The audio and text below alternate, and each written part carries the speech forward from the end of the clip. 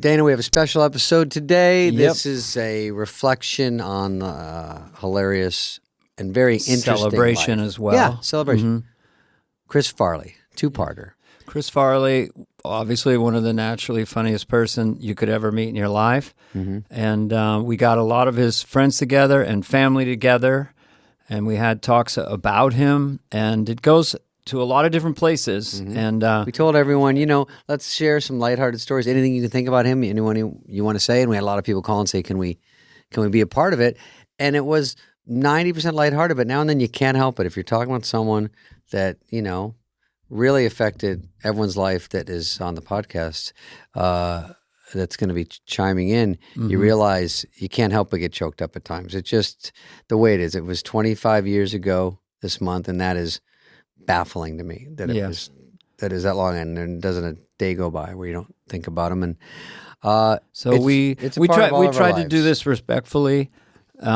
We had some fun because Chris was fun, and like David said, we do have people talk to his addiction and how he died, and so we just hope you really like it. It's there's a few heavy moments, and we got it just kind of goes up and down. That's just what happens when you talk about someone. And I think this is a good, Dana, for younger listeners or SNL people that there's a lot of people I know that don't even know Chris Farley. I see people that go, "Oh, you know Led Zeppelin?" And they're like, "I know his face if I saw him. I know the name. I can picture him." And I'm like, well, that's actually a band. You don't know Pink Floyd? They're like, dude, I don't even know Pink. All right. I'm like, ooh, you are young. So it's just a way that Chris Farley is someone we just think you know, and you might not. And if you've heard about him, this is a great place to just hear the thoughts of everyone who's very tight with him. And then you'll hear about sketches you might want to look up or movies. And I think it's a good opportunity for everyone just to talk out loud. And if you know him, you get to kind of revisit. I feel like I know Chris better just after doing these interviews, just hearing from all the different people who knew him and worked with him. So here you go. This is Adam Sandler. He obviously Adam, and we were all on SNL together at the same time. He knew Chris in and out. Chris loved him. We had so many laughs together. And here's his thoughts. How's your act right now? Because did you have to do all new from your special? I did about all the stand-up ain't on the special, and then I do the things I do from the special. I do the Farley tune, and then I do "Grow Old with You," and I think that maybe one other song I don't fucking remember. But I like the electric Farley. I hadn't really just objectively watched you play electric guitar in a while. So that really made me laugh. A comedian, quote unquote, is shredding. It's like that. So you did the electric on the tour, right? With Chris Farley song? Yes, that's the favorite. Yeah, it's a fun part, getting the way all the way on a guitar, but then all of a sudden finding yourself way off key and people going, "You're making it worse," and just faking it and just like grinding it. You don't know where you are on the fretboard. Dude, remember when we played Dogs? I got the shred a lead on that. That's right. While you were playing drums. When me, you, Farley, Mike Myers, everybody was doing funny shit now.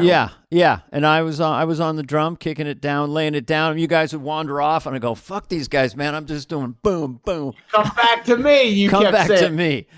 God damn. What was Dogs? A sketch? Well, Dogs was like we did like a Seattle band. Yeah. Oh, it's like Little Dogs. Yeah. What do you mean you kind of remember? It was a fucking smash. It never ends. Dude, you want to hear one that I fucking laughed at the other day? I'll tell you a sketch of mine that killed motherfuckers. Was the Brady Bunch versus Partridge Family. Oh, it was amazing. I saw it on Instagram or Twitter the other day. I watched the whole thing. I go, this is hysterical. Everyone's in it. Who were you? I'm guessing Dana was Keith Partridge. I was David Cassidy, Keith Partridge. Yeah. And Spade was buried in the fucking drum set as like one of the baby fucking partridges. And then I kept sticking my head like when Dana was talking, I'd find the camera on the side like this. Hello. So I'm still in this. You are. That's funny, man. If you ever listen, accidentally, you listen to the 70s on XM radio and they play a Partridge Family tune, they're all incredible. Yeah. Oh yeah, yeah. They got the harmonies are perfect. They are irresistible pop. Oh, it's so good. You know, I had one line in that sketch, Adam, and I say it, and they don't even give me a courtesy close up. I watch my phone. I go, "What the fuck?" They didn't even cut to me. You just hear me in the back go, "Hey man, we gotta get this next tune out," and I'm like, "That was me, dude." And Farley was Reuben Kincaid. We're blocking that, David, and Lauren was screaming, "Stay wide, stay wide, stay wide." Farley was Reuben Kincaid, and he was just nodding like, "Yeah, this is a good sound."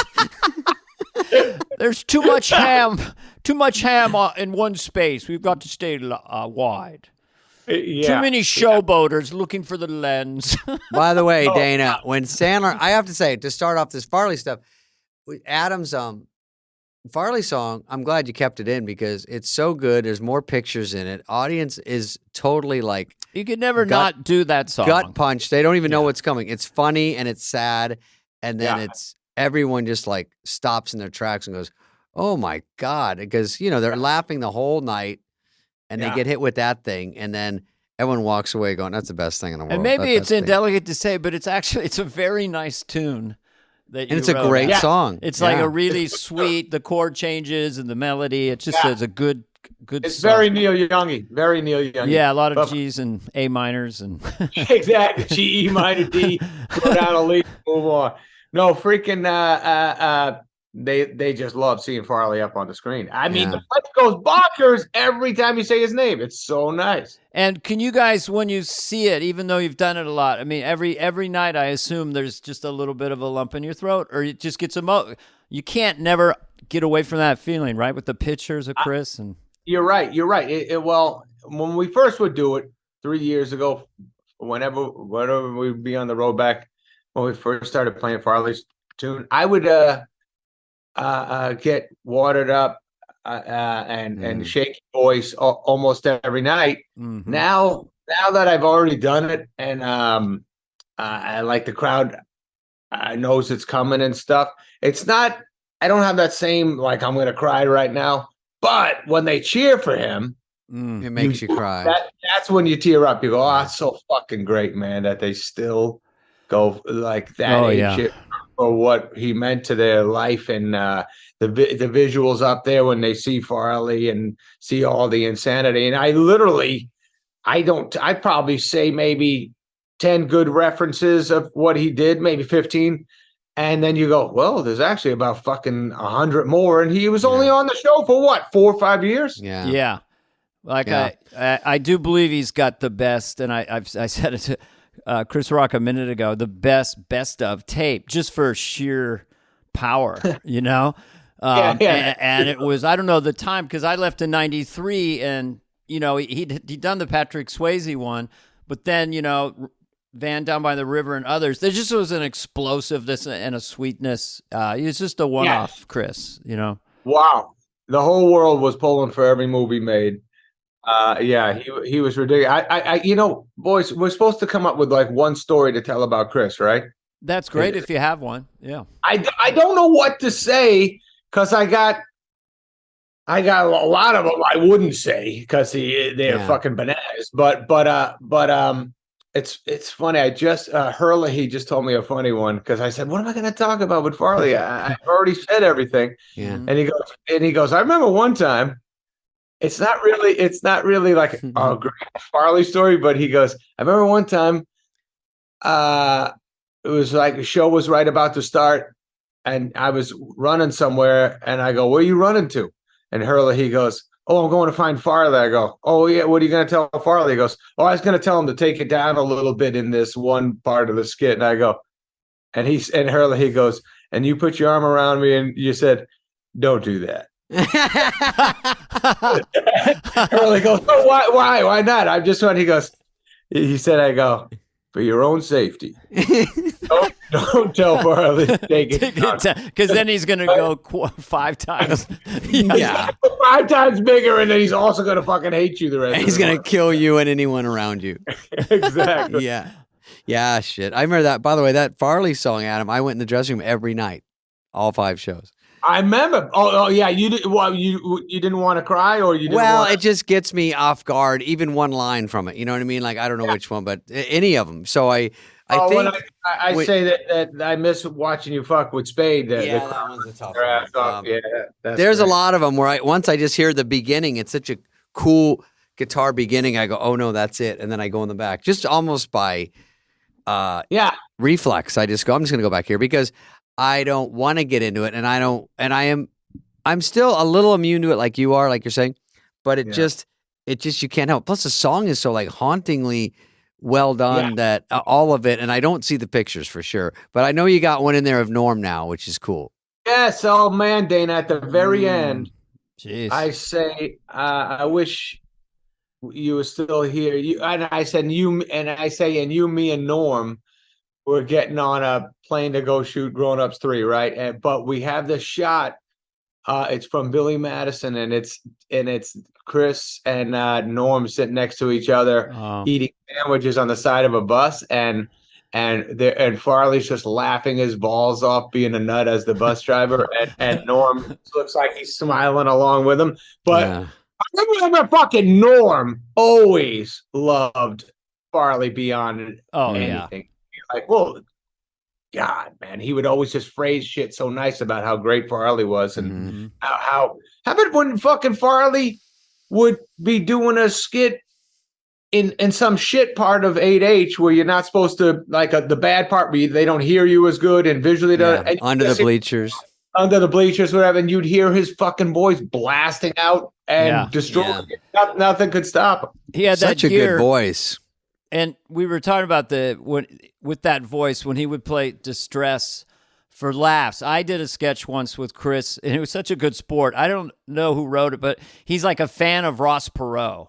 And I'm like, yeah, I'm the greatest. Okay. You know, he's like, well, so he wanted my autograph or something. But at some point, Ross Perot says something like, well, I'm your king. I'm whatever. And so Chris got on all fours, and I was riding him, and then he's doing his Farley, and I'm going, go, Picky boy, and I'm spanking his ass, and he's so committed. He just blew the roof off with just being under distress. Like, I cannot mimic his energy or that power, but that gear he had, man. Fucking crazy. Yeah, that's right. You know, Adam, I think you would understand this when people just in the last year or so asked me, when he did that Chippendales sketch, you know, how could you let that happen because of he took his shirt off and stuff? And they go, that's so rude that you would make fun. They go, why didn't you stop that? I go, first of all, you think I'm going to stop a guy from doing a sketch that's going to blow through the roof? Like I'm going to go, and I'm a feature player. He was a cast member. It was very new. It was his fourth show. And it didn't even, how about it also didn't cross my mind? All I thought was this sketch is going to fucking crunch. And, yeah. It did, but I'm like, that's not my place. I'm supposed to go Oh, this is going to ultimately hurt you and break your heart. And you never thought like that. You just, because he was so comfortable with taking the shirt off and everything else off. Yeah. And taking all his clothes off and fucking being loose. And looking back at it, you go, oh shit, he was in a lot of pain, and that was the way he was dealing with it. Maybe, I don't fucking know, but there wasn't one part of you that you'd be like, oh, I don't know, Chris. Exactly. I don't know if that's gonna make you feel good. I don't think at that point that Chris was much heavier than a lot of guys in the audience. Truly. I mean, he was heavy, but he was so fucking athletic in that sketch. Yeah. He was moving, and he was just an athlete who was. We were at Mohawk one time for a weekend. We talked. Our That's retreat, so Our retreat, the best, yes. And he was the funniest part of that always. But we were playing football. He fucking grabbed me one time, and like we weren't playing tackle, but he grabbed me and like pretended he was going to tackle me, and every fucking vertebrae popped in my body. And I was just like, good God, he grabbed me so hard and squeezed. And he was a brawler. Remember when Jay Moore kept saying, I could out wrestle you, Farley? Oh, yeah. I would not get involved in this. And then Jay Moore, they were by the elevators on 17 on a writing night, of course, when everyone's doing anything but write. And then Jay Moore and Farley's getting so mad because he goes, I could take you. And then I think Jay Moore goes at his legs and trips him down and pins him like right away because he wasn't ready. And then he crawled on the elevator and it shut and Farley started screaming and Jay's like, I pinned you. And and he went bananas because he got pinned. Wow. And I was like, oh my God, get away from Farley because he's going to kill the next person he sees. Whoever walks down the hall, he grabs Lorne. He pins down. Just snaps Marcy in half. I remember he told me a story one time. I don't know the exact thing, but I was in Madison one time with him, and then he just talked about this story. He goes, I said, hey, we were talking about fighting or something. He got in some fights and shit. He goes, and he pointed to the spot we were walking. He goes, well, me and the boys did a number on some fella right there one time or something like that. I said, oh, really? What happened? He goes, ooh, let's see. I think that fella said something bad about my sister. And I couldn't have any of that. Something like that. Yeah. Gave a guy a whoop. I like the idea of having boys. Me and the boys decided, I want to have some boys. We gave a whooping. We didn't take kindly to that kind of action with our younger sibling. You understand? And it was a shallow grave. We did not dig it too deep because we actually wanted the police to find him and interview us and our boys because we know how to tell fibs in the South. I'm just going to do that character for the rest of I like that. You have to understand. You got to understand. Now, Adam Sandler is what you call a superstar. There are stars and then the superstars. And megastars, now that's Beyonce and these other kinds of people. They do stadiums on multiple nights, Billie Eilish and what have you. But Adam Sandler is a bona fide superstar. But a megastar is another level. But I never bet against him. Never bet against him. Jeez. He's been working towards it.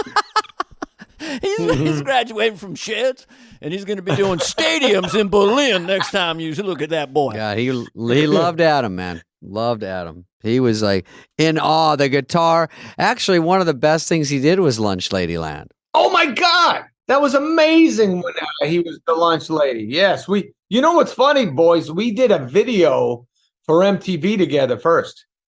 We did a video. Oh, for Lunch Ladyland? Yeah, Lunch Ladyland. He played the lunch lady in the video.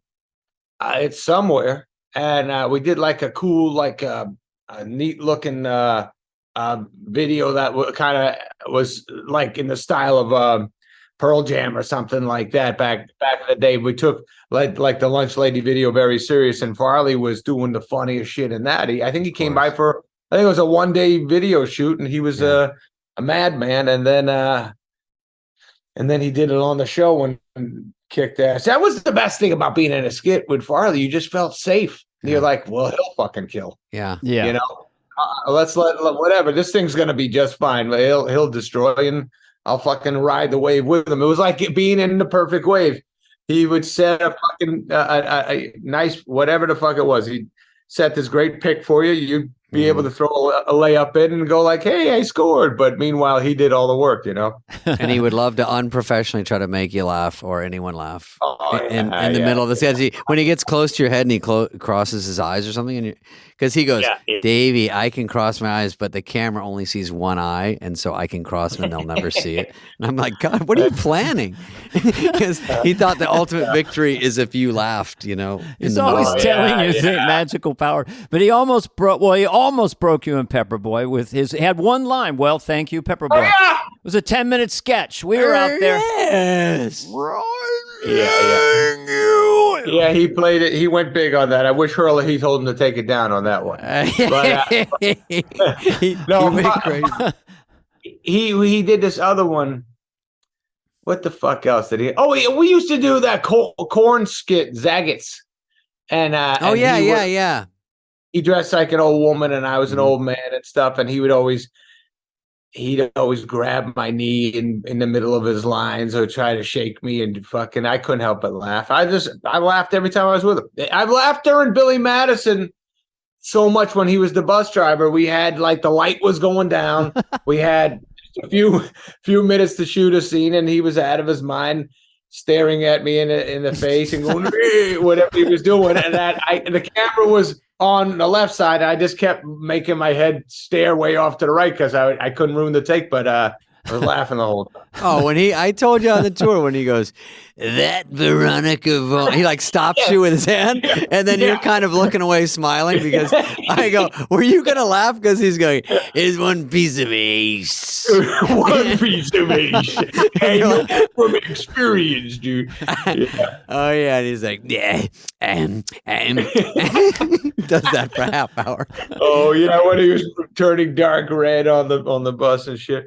Yeah. It's hard not to. Every story about him, you're smiling. He was ferocious, but even his bad moods. Looking back at him, you laugh your ass off with how viciously bad a mood he would get, and even he would laugh at it.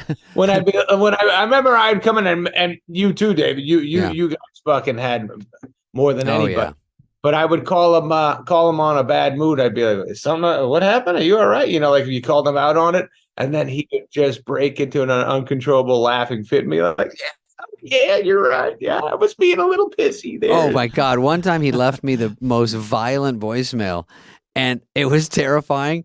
And I went to work, and he goes, David, did you get my joke voice? I go, what? What?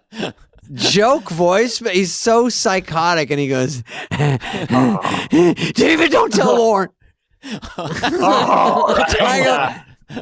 go, I'm not telling anyone. I went right to the fucking police.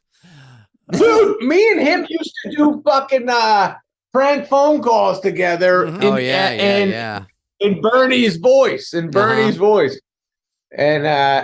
it for like an hour at a time. And just, in the office. Yeah, just sitting in our office, calling random hotels, setting up. We used to call like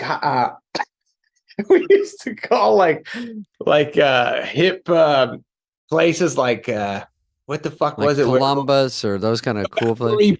Or like the Rainbow Room. I don't know. Whatever. Just places that stars would go to, and we would fucking as Bernie tell them to set up. We need a table tonight, And we would say some superstars coming. I need a table for Madonna tonight for 25. And they'd be like, 25 at 9 o'clock. And they would be like, oh, geez, that's right in the heat of everything. That's a lot of people. If you want me to tell Madonna she does not fit your plate, you got it. No, we didn't say that, sir. That's a lot of people. We need a table for 30 now. And she likes green beans. Have them ready. And that's Bernie Brillstein, the talent manager of all Hollywood, who's a big Santa Claus guy who would, if he had to knock heads together, was a huge person. Yes. That's a funny take on Bernie. We are lucky enough to have Mrs. Farley on, Chris's mom, and his oldest brother, Tom. And they're going to tell us a couple things we might not have known about Chris. Oh, my gosh. Here we go. Tom! What? Hey! Don't scare Mrs. Farley. Hey, David. Come on, mother. Oh, hi, Mrs. Farley. How are you, David and Dana? Hi. You look Mrs. very Farley. nice. You look adorable. I want to meet your dermatologist. You look incredible. You wouldn't like him. Now, he faded after he worked on me. Yeah. Oh. So what's up? You're the only ones that can do a split screen, and I can't see either of you. I know. But anyway, no, there you go. Don't hurt your neck, and I won't hurt mine. By the way, Mrs. Farley, Dana, is the only one that sends me a Christmas card every year. She's so sweet. Birthday. Yep. It was either a Christmas card or a birthday, David. You had a 50-50 chance, and you blew it. No, I was tricking her to see if she still got her wits about her, and you knew it. I don't at all. But anyway, I wouldn't forget either one of you. You've got your marbles. I can tell just by looking at you. I'm going to start before I rev you guys up. Right. And you don't even have to rev up and really do anything. Okay. But when Dana, I always eat early and I always eat quickly when we go out. So we always tell the story about Mrs. Farley that we all went to dinner once, and we were all piling into the sushi or whatever restaurant or the Ivy or something, and we're all sitting down. And I go to the waitress, we'll get crab cakes and maybe a Caesar. And she goes, "Oh, we're ordering?" And then she goes, I need a menu. I haven't even sat down yet. I relate but everyone to that. thinks it. So every time I start to order, someone goes, "Oh, we're ordering." We're ordering so soon? Because we'd sit for 15 minutes, talk, get the menus. Yeah. But of course, I was rudely called out. And I was rudely ordering, and then she was very sweet to say, "Oh, I'll order. I'm not seated, or I don't have a menu also." But now you should know that David, now he calls the restaurant while he's driving there and orders. I have done that. So the food is at the table when he arrives. Oh, David, that's smart. That's like something Meghan Markle might do. When a man's got to eat, a man's got to eat. David Spade, ladies and gentlemen. Absolutely. Well, Mom's knows that when it's go time, when it's time to eat, in our family, and the food comes. So listen, I patented a new product on Shark Tank. It's called the Yuck Bag. Oh, no. We know all about the Yuck Bag now. John told Shark. us. Oh, what man. I want to ask Mrs. Farley, because you have five children and you're feeding them. What was your go-to meals that you would serve your family? Anything in a can. Casserole, in cans, like we had 5 in our household as well, 1,500 square feet, 5 kids, 4 boys and a daughter. Oh, same. And there was a lot. If my mom was busy and I had a friend come over, she would say pancake batter in the fridge for dinner. Help yourself. Yeah, perfect. So we'd have pancakes for dinner sometimes. My mom was big on fish sticks. Oh, I like those too. Yeah. Oh yeah, I like those too. And the batter kind of. I didn't quite go with the pancakes because I never left the stove. Mom was the casserole from the casserole era. Casserole, like macaroni and cheese casserole. Tuna casserole. Oh, yeah. We had the hamburger helper. Oh, absolutely. Absolutely. Well, it was gone before I even sat down. I have to get it back up again. You're the skinny one because you're working, and then you get the last dibs on the food, and there's no way there's any left. Was there a fire sale in our house? There was, if we had sweet cereal like Corn Pops or Sugar Smacks or that. My brother Mark, we called him the human garbage disposal. Oh yeah. He would pour the whole thing, and it'd be a giant bowl you would do cake batter in, and he would eat the whole thing. So there was a race for the sweets in our household. If you got to be fast if you're going to get absolutely. Yeah. Absolutely. Dana, I didn't know you had one sister and 4 brothers. Yeah, 3 older brothers, a younger sister, and my dad was a high school teacher. My mom was a preschool teacher, and we were very barely middle class, but we had a lot of fun. But we had baked. We go to the bakery and get the day old, and sometimes the 2-day old, and put them in the freezer to eat. So French I'm sure you guys tastes the same. Yeah. So you had a lot of. Did you have a side of beef in a freezer in the garage or something, or did you get steak? One time, Tom, my husband Tom, brought a side of beef home, and there was no place to put it. I had a small freezer. Except the dinner table. Out beef like crazy. No, we didn't have a big freezer. Yeah. So that was difficult. He just brought home a side of beef and handed you a machete and said, "You figure it out." He said, "Go to it, Mom. Go to it." Was he good at chores around the house, or lazy? Well, that was the problem. Like Dad would send us all the boys out, like go shovel the walk or rake the leaves, and it would end up with huge fight because somebody was we were all coasting and slacking. Lollygaggers and gold brickers in that family. We did it. We had the same thing. We'd have to go out and we would balance the tools. We just had, and then when he'd come out the front door, we just go like we're raking, we balance the tool. You did that too, Tom? Yeah. Yes, we're at it, Dad. We're doing it. Yep. 4 boys. Should have taken us 45 minutes. We were out there all afternoon long. Yeah. Just trimming, hoeing, lawn mowing, all of the above. No lawn mowing. You didn't put it. That's a dangerous. That's heavy equipment. That's not. That would be bad. Dad was a little nervous about that power mower in the hands of the boys. No, we couldn't do that one. Shoveling, not bad. But we were just telling the story that Chris told me once when you were typical story driving around and Dad was driving all of you and he goes, "Mom, pull over. I'm hungry. I'm starving." And you go, "Christopher, you just ate an hour ago." And your dad would go, "Ha ha, good boy." Yeah. Oh, that always puzzled me because we'd have a late breakfast or something, 12 o'clock on the dot. Where's lunch?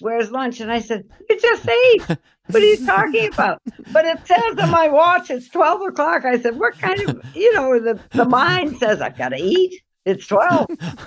That's my mom. The cook says no. Yeah, the cook's got to take a rest.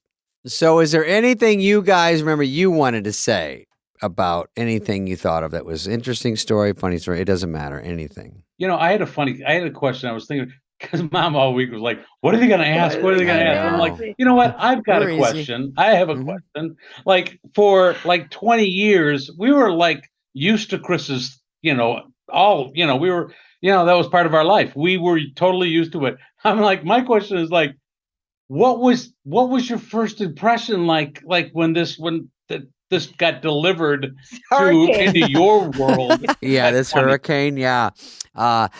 I met him at the Omni Hotel. I was a featured player writer and I had done 4 shows and I came back over the summer and Chris Rock were hired. I was at that hotel. I was there. Yeah, remember that's where they put us up. Soup was like $8 and Rob Schneider kept ordering and I go, "Don't charge that to Lauren. We'll get fired immediately." So I'd heard about Chris. I heard his audition was funny. I heard he was good. And I met him that first day and I think we walked over together and we just gravitated. He wasn't terrifying at first. That look, yeah. He's the most lovable, fun, happy Madison, Wisconsin guy. And then Midwestern. Yeah, I just went over and I was from Arizona. We talked about that and then we just sort of bonded. But he really took to everyone. Everyone loved him right away. I think the funnier part is the people that went to college with him, and he was a little bit of a boozy Susie, if I may be so bold. And those people going, I'm sure if you took a poll, who will not make it in show business in this school, they would say, well, not him. He's not going to go anywhere. He's too crazy. And then he's the one that blows up the biggest. They must have been shocked. True. Yeah, but he was just so, they always talk about they saw that he was definitely destined for something. He was different, but something. He's the only cast member I remember meeting Chris and was really just charmed by him, and he was making me laugh. So I invited him home for dinner. My wife and I had an apartment on 84th and Broadway. I said, "You've got to meet Chris." So she cooked a meal, and we went over there and hung out with him, and we just and for that evening, we just met charming, as you two are, Midwestern charming values and humility, So we just took a liking to Chris right away. And then as time went on, I noticed his explosive talent, the way he could go from 0 to 100 and he had a rhythm with his voice. I think he knew exactly what he was doing comedically. I think very, very smart, about how to land jokes, how to move himself around. And so, I was just charmed by him, like I'm charmed right now. Did I ever tell you the story before that Omni moment that you just described? What happened before that? No. So I was working in New York. I worked at Bear Stearns, so I had an office on Park Avenue, and Chris rolls into town, staying just up the street. And we had lunch, and he's about to go back to the hotel, and he goes, I don't have any, I don't have a paycheck yet. Can you, lend me? He was just coming off of starvation at Second City. So I'm like, can I borrow some money? I'm like, okay. So I go to my, the ATM and, the $300 I had in there. I'm like, all right, you can have, here's 150. I know you're good for it. He goes, Dad said I should go to, walk up Fifth Avenue. Where's that? I'm like, just right up there. Oh. So he walks up and I get a call like a half hour, 45 minutes later. It's like, yeah, Tom, I'm going to need more money. I'm like, what do you mean you're going to need more money? I'm like, I was just walking on Fifth Avenue, like Dad told me. And I saw these guys playing cards. I'm like, no, were there 3 of them? Like, yeah. and they were like playing this game, and everyone was winning. I'm like, yeah, okay, they're all together. Oh, but no. And I'm like, Okay. and he goes, and some guy punched me. He goes, do you know where the card is? And Chris goes, yeah. And he goes, how much you got? And I go, what did you do? He goes, I put down $150. Like the whole nut, really, you just dumped it up. Right. Yeah, and I lost it all. I'm like, okay, all right, come back. I'll give you the other. I'll give you the under 150 in my account, and now walk up Madison this time. Oh man, that is definitely like Green Acre or just a fish out of water. Welcome to New York. He learned. Sure. Yeah, sure. Straight out of hee-haw. But you're Mrs. Farley. You were such a good, solid person over there. I think he learned a lot. And very polite to everyone. He was very sweet to everyone, and he got that from home. And he had his things, but down deep, he was very good boy, and everyone was really gravitated. Yeah, well, he knew how to test me. That's for sure. I could see through that. I could see like 5 or 6-year-old Chris. What would he do? Was he easily? Would he like go take a time out or would he? Oh, no? that was a vacation for him, a time out. Okay. Oh, sure. That wasn't any. And then when I'd get these calls from Edgewood High or school where he was, they said, Mrs. Farley, Christopher's been naughty on the bus again. I said, oh, that's bad. And what did he do? Well, they explained. And I said, oh, dear. He said, yes, he'll be not able to ride the bus for a week. And I said, who are you punishing here? Me? I had to drive half across town every day because of his antics. Shenanigans. I like how we keep it vague. He was doing some crazy things on the bus. On the bus, right. But he got into Marquette University, right? I mean, so he did. got his school work together. Fair and square. He could do it if he wanted. He could do it. He wasn't any dummy. He could work people. Yeah, you're right. He did. He would go up to the host and go, are you in AA? I am too. And I go, Chris, how many times do you have to find some common ground so you can go have dinner with Sharon Stone? He's like, I know.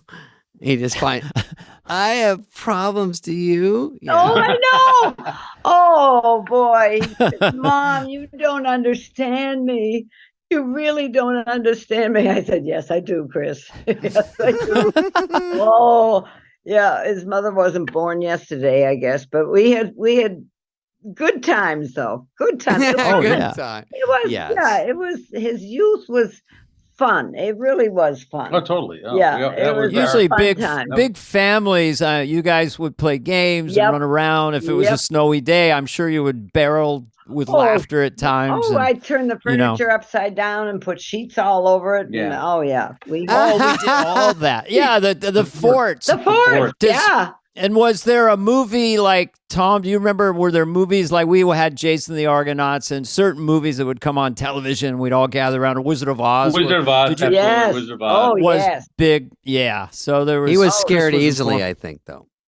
Yeah, but he was. He. Well, the Wicked Witch was one of the most terrifying characters. I think they watched it 10 times over. But I was the bedwetter. So we don't go. I was the bedwetter too. Yeah. My older brother, my parents got a machine in the catalog, and they put the plastic sheet on. He was on the upper bunk, and it had a little machine. So then, when his urine would hit the sheet, I had that.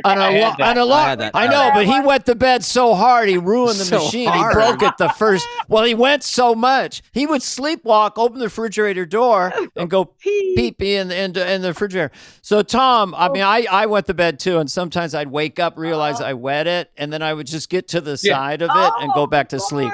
Yeah, I'd go to the bathroom. Lord above. Get a towel, put that down. I had a lot of strategies. So it just meant we were deep sleepers. That's all. Oh, is that what it was? Oh, yeah, we were just sleeping very deep. We cut off all liquids. No liquids after 6 o'clock, and that didn't work. That didn't work. No. Yeah, no, I might. Well, you might have had an. Didn't wet the bed unless Unless in college.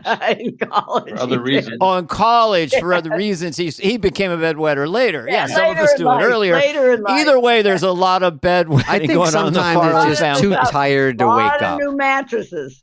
A lot of new mattresses in the Farley household. You know, Mama Farley, when we were, he lived at the Bromley. Dana, is that where you lived?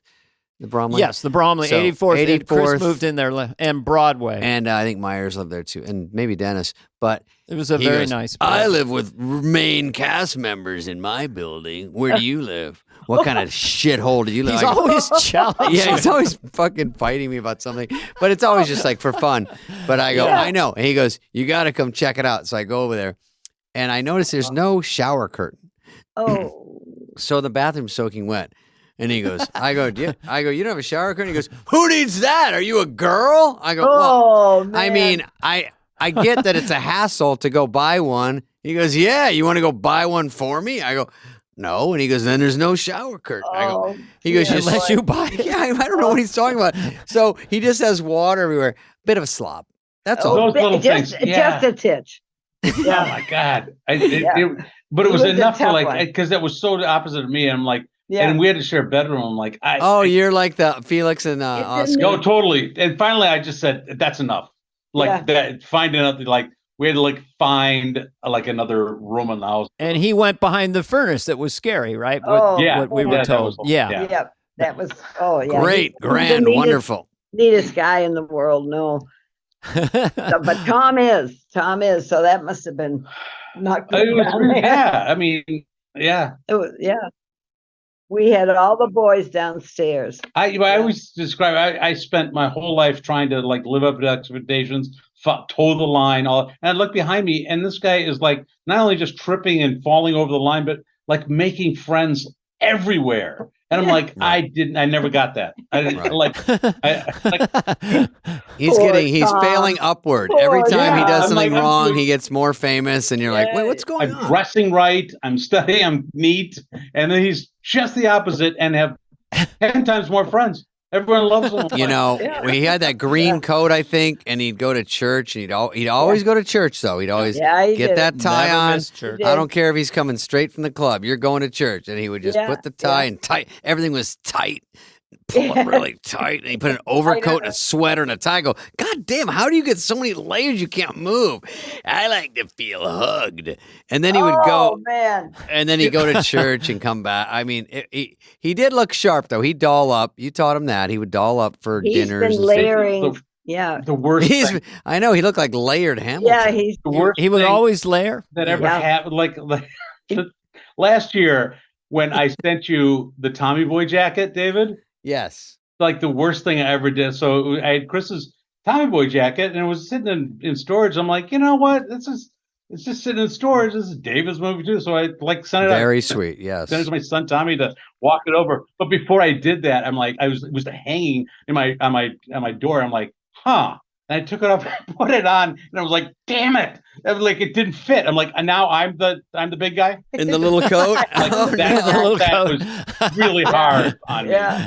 That must have been a difficult. You know moment. what's funny? I told Dana that. I said, Chris during Tommy Boy, because I have that jacket, and I really appreciate it because it's up on the wall here in the podcast room. It's just like the coolest thing in the world to have the actual jacket from Tommy Boy, and he. He was not that huge in Tommy Boy. I mean, I was pretty teensy or thinner. Big shoulders. Petite. Yeah, he had big shoulders, but even he couldn't fit. I mean, I think it was gaining more toward the end, like he gained more weight. But back then he was sort of known as huge and fat or whatever. But he wasn't really. He was just kind of bigger. And of course, the word agile we've heard on everyone we've interviewed. Yeah. He's very athletic, very, you knew that. Yeah, all I had to look was his arms were massive. He was just so muscular, like huge, big muscular arms. Like he goes this, he goes like this. You like that? He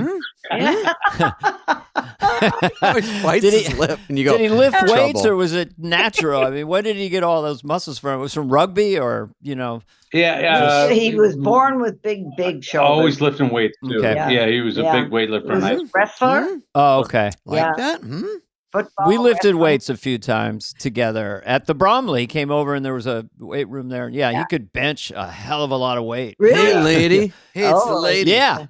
Put 250s on and Ooh, yeah. ooh. He was just organically strong. Yeah. Yeah. David and I are more miniature that way. You know, I don't know if I love the word miniature. Well, I was 138 when I was made Wayne's World 1. Whoa, I think I was 138 on SNL. Yeah, 135 Club.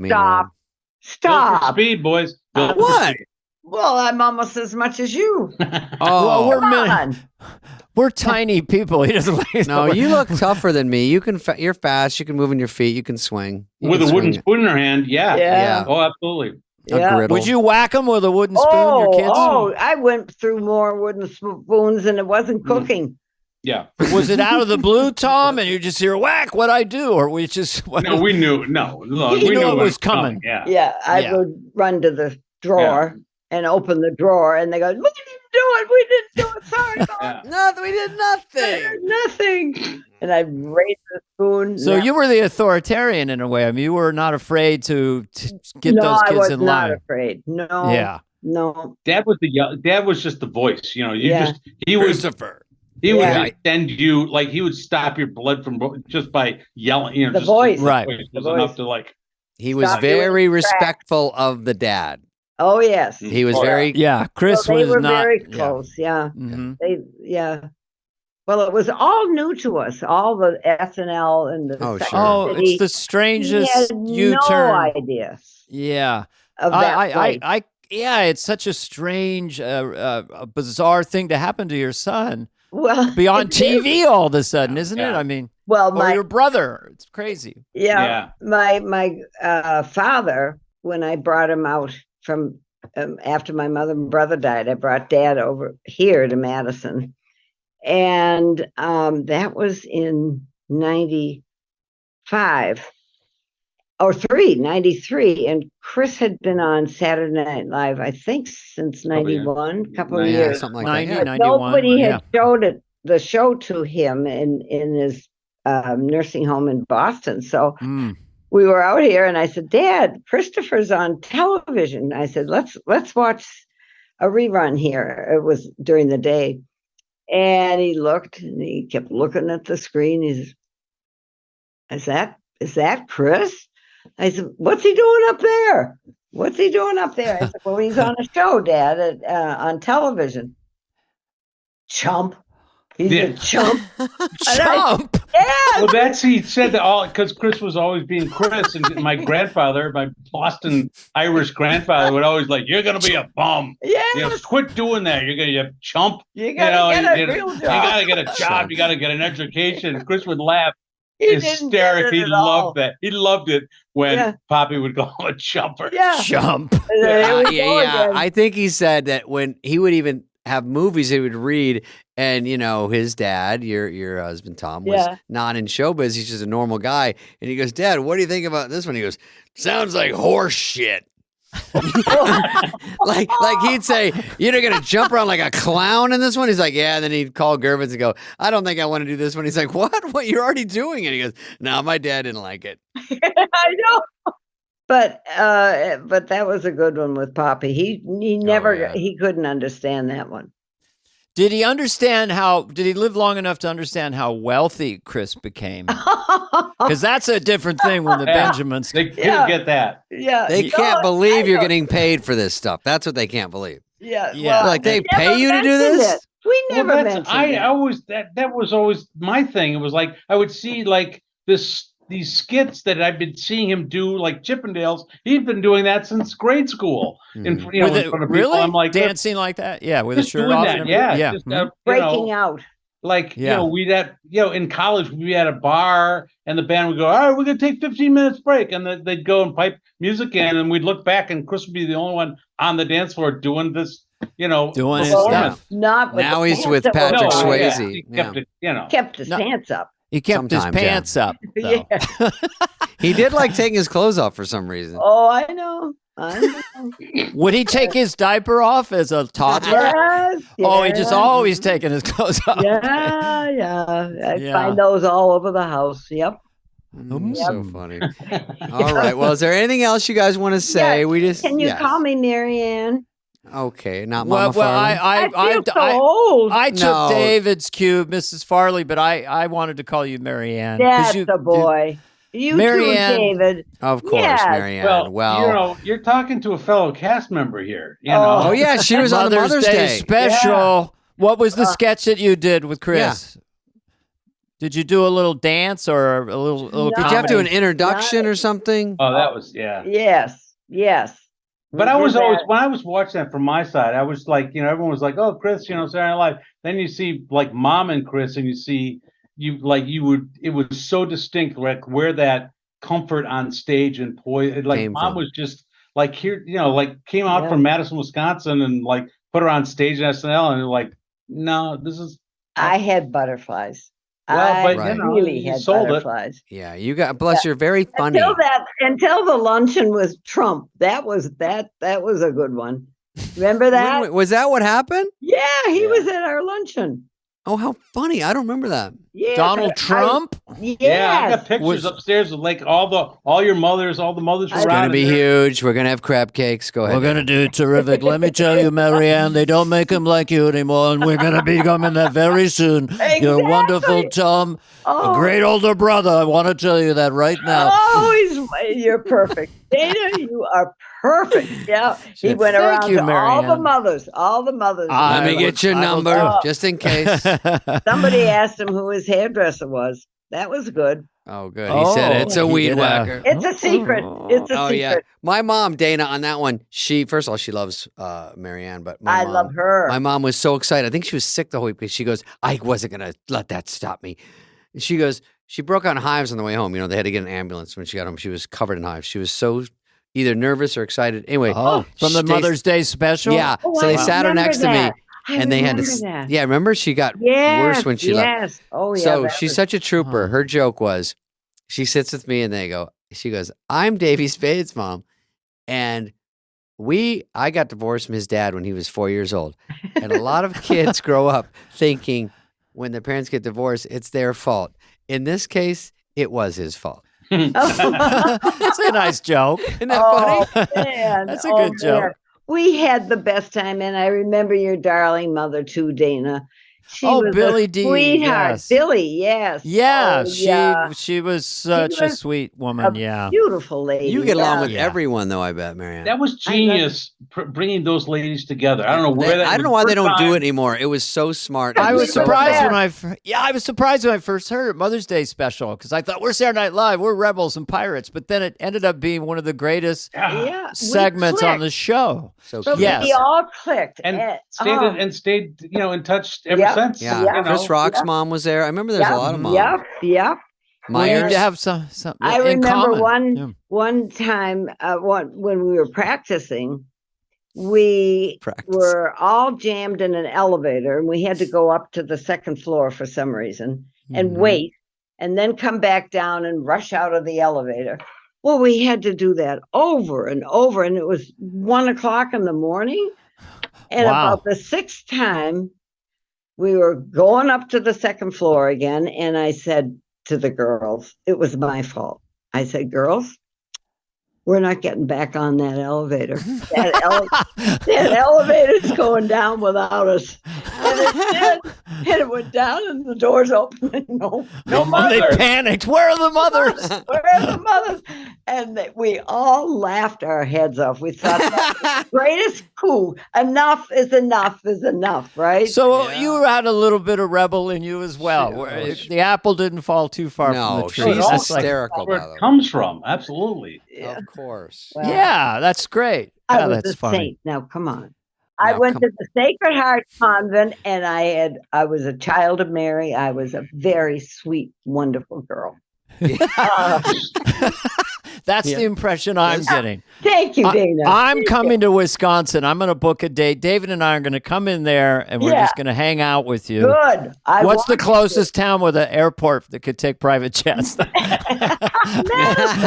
Madison. My town. Oh, Madison. Town. Yeah. I'm going to be there on tour coming up in January, so I'll have you come down. come with him, Dana. Oh, Dana. We'll see. I should jump on one of these, you know. Yeah. Oh, I'd love it. I've done stand-up a time or two. We're going to go together. Dana. We're going to do terrific things. Let me tell you. And as Joe Biden would say, come on, folks, we got to do this. You got to do this. He says to people, my father lost his job. No joke. I'm not kidding around here. Sorry, I was just doing a little Biden. Oh, you're good. You're really good. We're all good, and we just thank you for the wonderful sun that you gave. Too. Yeah, thank you. I worked on my lighting for 6 hours. But yeah, such a pleasure to meet you both on this interview and share your thoughts with the great Chris Farley. And you're just lovely people, and you're Midwest. I don't know. I kind of fall in love with you during this. Both of you. But anyway, God bless. And, I love this show. Is it? Yes. Yeah. This will be on. Fly on the Wall, and David and I are doing this together, and we love interviewing our friends. And it's really working. It's great. I love it. It's going to get up to Madison soon. Tom. Please do. You're welcome. The door is always open for you. I'm going to come by and visit. All right. Bye, you guys. Thank you. Bye, you guys. Enjoy it. Good to love see you. Bye. She is funny, Dana. She's so hilarious.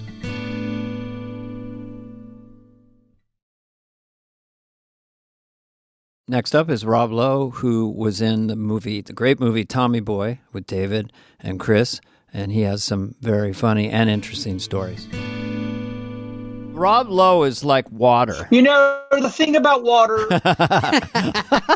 don't ever underestimate the value of water. Oh my God. By the way, that's the quickest Lorne we've ever had. That's an actual quote. I did not make that up. That's not. Do not ever underestimate the value of me telling you the value of water. That was the extension. That was your 4. It was a 6 degree. Rob, have you ever thought?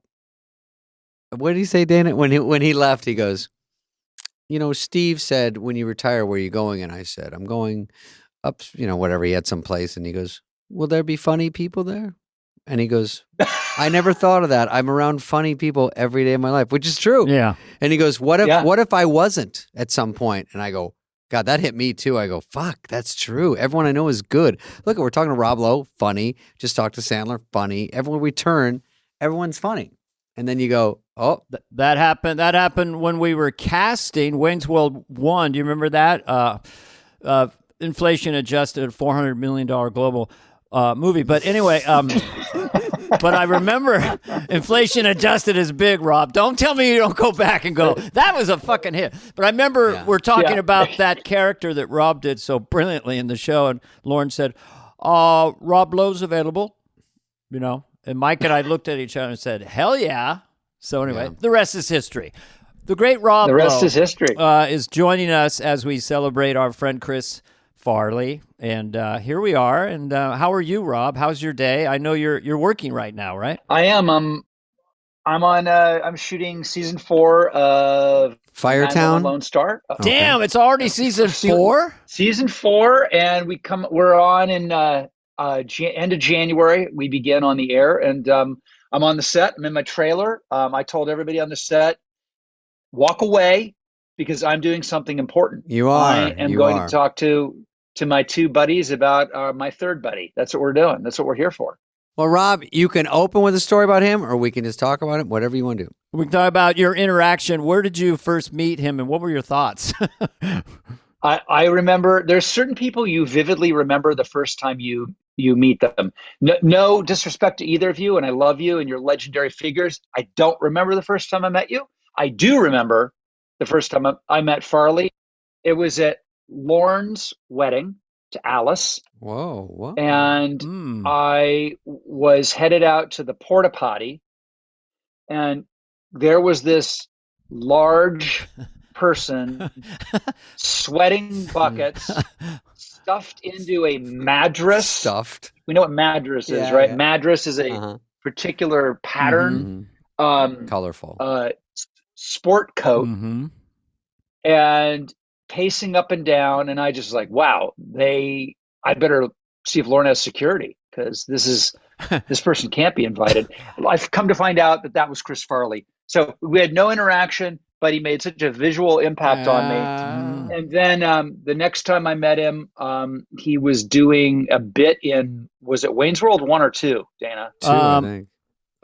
God, wasn't he in both of them? I think he was in both. He was like yes, it was first. He was backstage at Alice Cooper. That's what it was. Backstage. And I was like, hey, you're the porta potty guy from Lauren's wedding. Great. You're doing a little thing in the movie. Good for you. And then, of course,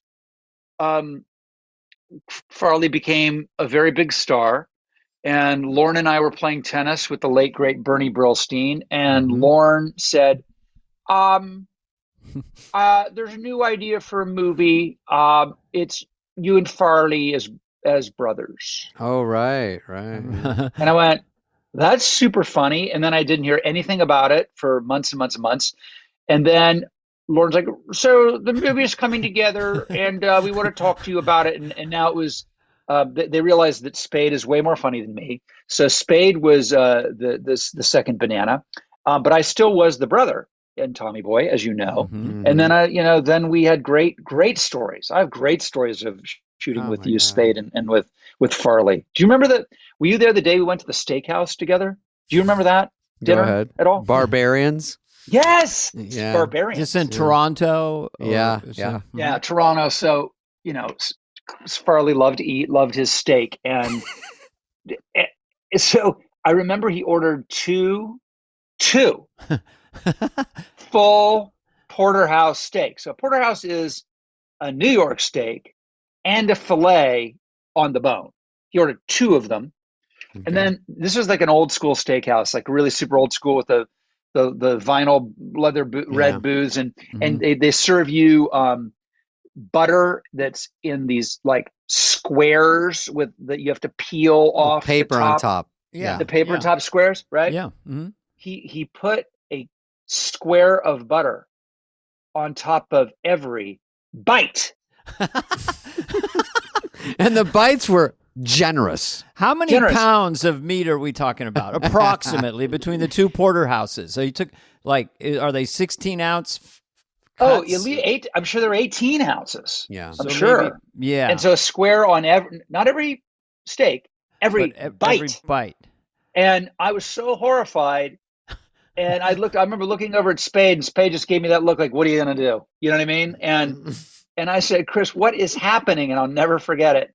He held up his fork, steak on the fork, butter square on top of the steak. And he goes, it needs a hat. And he stuffs it down his gullet. And did it kind of look like a little hat on this? He was right? It was a little butter hat. Yeah. It was a butter hat. That's very Chris. Yeah. Rob was there for the great tuna sandwich debacle. Actually, you were the reason. That's right. You were the reason. Okay. What's the tuna sandwich? I'll play along. Tuna sandwich debacle. Oh, Dana, you're not going to pull that out of me. What happened I'm intrigued by the title. I'm begging you, Spade. Well, I think we've talked about it with Rob before, but we were always on edge. We were flying back and forth from SNL, and every 2 days, doing read through on SNL, then we fly after read through, and then we'd shoot for Rob.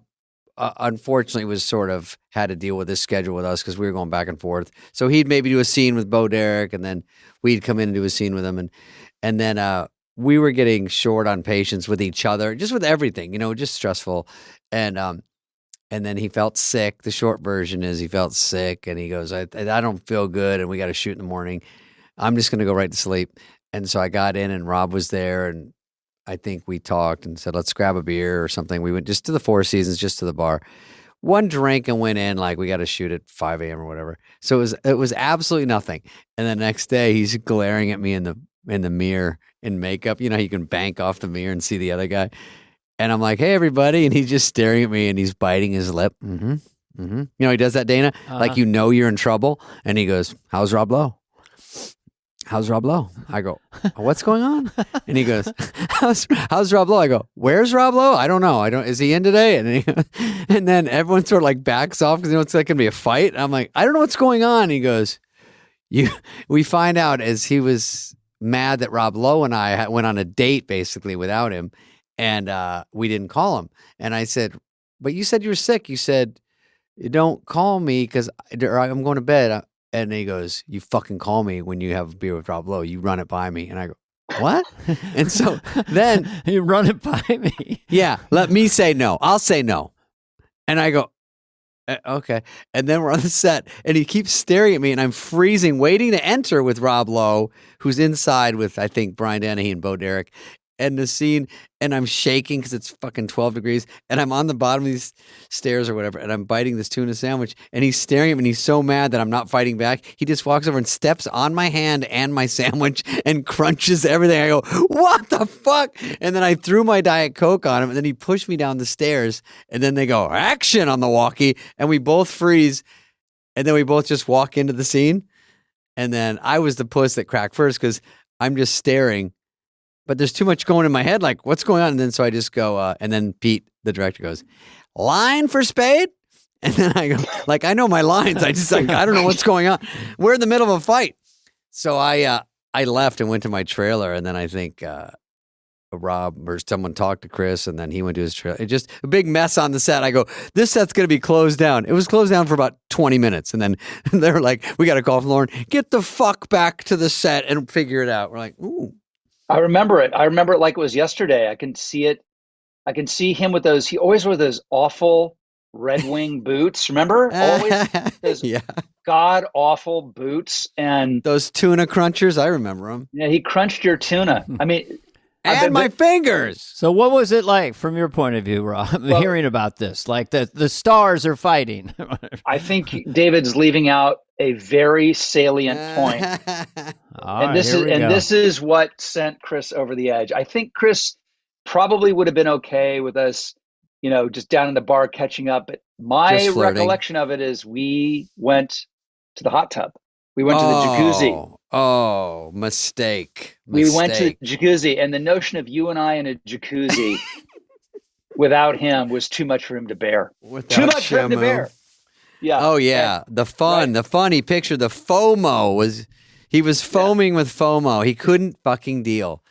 And I said, it wasn't even fun. I was trying to it was literally like an affair. And we got caught, and I was trying to back my way out of it. And he's like, you're lying. And then later when he would talk about that, he goes, did you touch him? Did you kiss him? Where you wish Rob Lowe was on our flight. So that was for about a year of him mad. He was proprietary about Rob. Oh yeah. Yeah. And but I think he loved Rob being in the movie, and he did love, and he loved Bo, of course. And the movie really we got lucky. We got Farley 24 hours a day, which was a gift. It was a gift. You know what's insane is, as you know, we all do lots of things, and you never know what's going to stick. But Tommy Boy, like when we were doing Wayne's World, we kind of knew that was a thing, and I mean, we didn't know it was going to be a big hit, but it was like whatever. But Tommy Boy was always this kind of. It wasn't a very Saturday Night Live-esque movie, really, because it had way more heart than that, But Tommy Boy has become, as you know, this just unbelievable part of people's lives. I was getting to know Jonah Hill recently, and Jonah, in all seriousness, not a bit, will tell you that it's his favorite movie of all time. Period. Huh. Yeah. I hear things about Tommy Boy. Pete Siegel says he's a director. He goes, every job I've ever gotten is just all they have to see on the resume is Tommy Boy, and that's all. He goes, you got it. You can do it. If you can do that, you can do our comedy. What do you think? I mean, it makes me want to watch it again. I remember it being just really a special movie, but man, really, I think I need to see it tonight. Something happened in that movie, the chemistry between the cast, and it really was. It set Chris up, right? Chris's all his strengths were on display. Yes, it was like a coming out of introducing everyone that doesn't watch SNL to Chris, and backed up by Rob and me and Bo and Brian and everybody just sort of orbiting around him and just letting him do. But it was smart. They got hard in there, and they got the bagpipes, and there's just some things in there you don't see coming. And then it all works out. So I don't know what it was, but we got really lucky. What do you think it is, Rob? What do you think the magic is? I think it's what because I asked Jonah that, and listen, Jonah's one of the smartest, funniest dudes around. Crazy, great actor. I mean, great actor, unbelievable. Great, director now. Yeah, brilliant guy. And so I asked him that. It's his favorite movie of all time. So like, what is it? And he goes, he says, for me, it's like that scene where Chris is alone, sort of praying in the sailboat. Mm-hmm. Yes. Because I remember it making me cry in the theater. And, you know, and listen, I love our Wayne's World and I love our Austin Powers movies, but they're making you cry. Yeah. And I think that was the special sauce. Yeah. And Chris had that gear, you know, that empathy, likability, whatever you want to call it, you know, that you would take that ride with him effortlessly. But I remember that scene myself as being kind of like, whoa, this is unique for a comedy with so much great slapstick or physical comedy in it. Man with a little coat. I mean, was that did he rehearse it or did he surprise you with that? You know, Pete has a lot of stories, and I think we see it all from our own recollection, and some are different because they just are. I don't know. We never really know what's the real. But I remember certain things, and I remember doing that at work, and then in the movie, sometimes when there was flat spots, because it was a movie about brake pads, that there was room for like, hey, maybe we could spice up this brake pad speech and say housekeeping, or we could say, you know, something else that. And Pete was very good about saying, try it. Like, I don't know. Or even sometimes Pete would say, especially I think with housekeeping, he's like, I don't really get it, but try it. If you guys think, and if it doesn't work, we take it out. And that was the big agreement. Like, let's just try stuff. And it doesn't work, take it out. And that's how a lot of movies have done it since, and maybe before that. But it's a great way to do it, because if you have an extra couple minutes, throw every fucking thing against the wall while you're all lined up. You're all in makeup. You're all there. You'll never be there again. Try anything you can. And he did. We got so much out of Chris of just coming. Remember, he came to the door, Rob. I don't know if you were there that day. So I go, housekeeping. He comes up, and the big decision was he's in tighty whities with like garanimals on him or something. And the next one, he's just in a towel. And the next one, he drops down, he's totally naked. Right. So we had to pick which is the funniest one. So we just do the same scene over and over. And then you go, it's so sad because they're all funny. 2 are going to get scrapped. No one will ever see them. I saw dailies years later, I think Pete had, and it was him swinging his dick around, because when they go, they don't yell cut. He goes, oh, Richard, oh, hold me or whatever. Don't run from your feelings. And then I slam the door, and he turns to the camera and he swings his dick around. And he goes, hi, Sherry Lansing. President of Paramount. The president. Yeah. Oh, yeah, the president.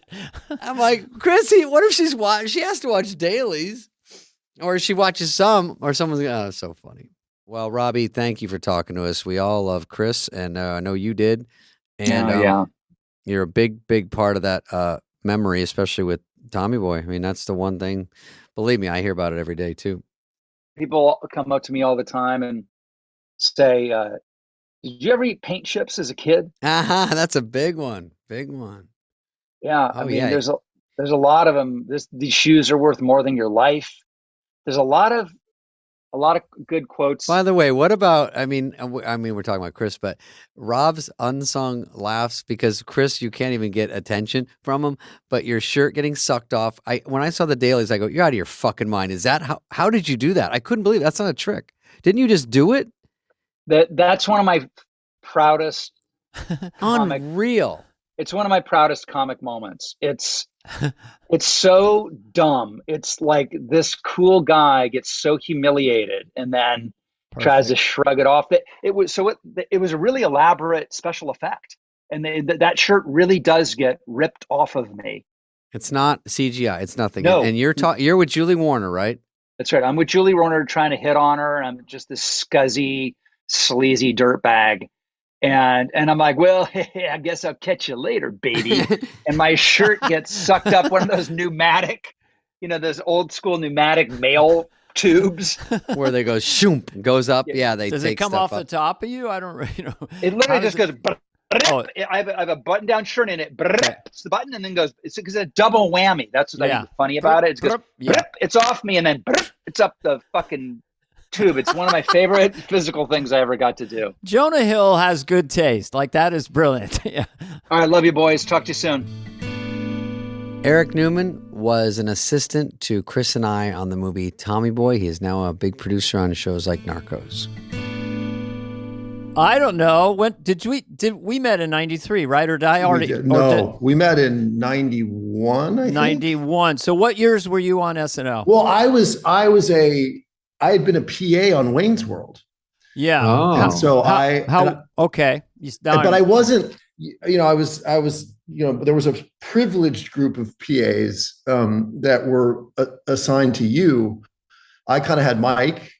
And so I was, getting him. And I would see, I remember actually, because it was so fun to think back on that time with this assignment, with Chris in mind. But I thought about Wayne's World. And I was thinking about, seeing you. It was always like it was like you were putting on a show for the people around you. I was not one of them. I would walk past and watch you, making everyone laugh when I was going to get a sandwich for Mike. Damn. Or something. Yeah, I remember that. I remember that. I would make everyone laugh, and I'd see you walk by, and I'd go, what's up with Newman? But anyway, well, party on. Party on, indeed. Thanks for joining us. Thanks for having me. I came to the show in the 93-94 season, and I think you had just left or were leaving. Yeah, in the spring or something, right before the McCartney episode where Chris did his. Yes. So when you write this, that. Wait, Dana, you left during the season? Yeah, we didn't have it. No one's playing instruments, singing. I'm not dancing with Lauren. You just kind of go out the back door. They go, good riddance. Later. Look, my choices around that time is for another podcast. Let's just say that I was a pretty naive young man, but so you got there and you're working on the show. Yeah, I was Lauren's. I think Lauren's idea was because I wanted to make movies, and I didn't know then that TV would become what it became. I was like, well, I want to go, movies are where it's at, and I came to the show. I think his idea was I would get to know the cast, and then I would help him make his movies. And Lauren, as he does now, then he had tremendous power. He was the only producer for whom you could make a movie during the SNL season, and he would just kind of make it work. And I came out there and we were developing Tommy Boy at the time, and the plan was during the season we'd make that movie, and he was able to arrange a way where, and it was brutal. And David, you'll remember our plane, our little jet we had that was the shittiest private plane that. I hate bad private jets. They're terrifying. It was an MRI with wings. Yes, basically. What was it? Was it a prop plane, or was it an actual little jet? Was it a Lear 35 or something? Lear 55? Yeah, or like a Cessna, like CJ smaller something. Yeah, but I mean, this CJ3. The 90s, and so this thing was like barely flight rated. We would get on it. Our schedule was basically. Hey Newman, why don't we get on because it's so small? It's just me, probably me, you, and Chris. Yep. And he sort of had to keep an eye on us. And then I get on, the pilot would shake my hand. Newman gets on, and Chris gets on, and they go, "Uh-oh." They would maybe have to have them sit in the back or something like that. They're thinking about weight. balance. Yeah. They want to make sure the weight's all perfect. Go ahead. Well, that was really my job. Lauren said to me, he's like, look after David and Chris, but really Chris. It was like, it wasn't really David. Everyone has a Lauren. Everyone does. I know. Yours actually, that was really good because it was understated, but very real. It's funny. Rob Lowe has a really good Lauren. By the way, you have a phenomenal Lauren, I know. But his Lauren's really good, and it's kind of what he chooses to say with it that's so good, because there are certain things that just sound like they'd be things Lauren would say, but that was he's like really it's really about Chris. He's and at the time, and not a lot of people remember this sort of period of Chris from like, I guess must have been 93 to 96 when we made these movies, David and Chris and me and the others. Chris was totally sober in this period. That's what I thought, because he seems so great in Tommy Boy. I couldn't imagine he was using. No, he wasn't bloated in the face or like bleary, and just on point. We were together all the time. My job was to look after him. David was, I don't know if this has changed. I doubt it has. David is the only actor I've ever worked with, even since, who was looking to get out of scenes. Anytime David could say, "Hey, what if my guy's not in this scene? How about what if I'm?" And I remember, we would take this plane, and the schedule basically was, we would fly to Toronto on, from Teterboro Airport in New Jersey. We'd fly to Toronto, and we would shoot Monday, Tuesday. Wednesday morning, we would fly back for the read-through. We would do the read-through. Then we get back on the plane, fly up. Flashbacks. Shoot Thursday, Friday. And I think Friday night we would come back and join rehearsals, or, Chris and David would. I would just watch and then do the show. And then oftentimes I don't know why we would, rather than go back to our apartments and go to sleep on Sunday, we would fly back Saturday night after the show. And we did that for, we did it for, at least, 6 months. Sometimes, Newman, I remember one time we did that. We had to fly back after the show. I think we just did, but Sunday morning we had a scene in Tommy Boy where Rob Lowe, we're inside an auto plant. It's Zelensky. Yep. And Rob Lowe gets hit in the balls. And but we only had that, I think, for Sunday. For Sunday. So I think we shot 24 hours. That was one night we broke some rules because we just kept shooting. And I'm like, I think are we going to keep going? And they went like Sunday from 7 a.m. Then they went to 7 p.m. Then it went, and I was like, oh boy. That was the Aykroyd thing. That was the because we only it was a functioning plant that we could only shoot on Sunday. Yeah, it was brutal, and it was fun. And at that, I was probably 22 years old, so I could. Youth really helps in those situations. It was because I'm getting tired just thinking about it. It was brutal, crazy. And I thought, we had this plane, and it was, in those days you could smoke on the plane. So Chris smoked anywhere, and we would, play checkers. I don't know why. And checkers to me isn't even really a game. It's kind of like playing like coin toss. It's like, it's like a time killer for children. I guess there's not a 12 move ahead thing with checkers. Not really.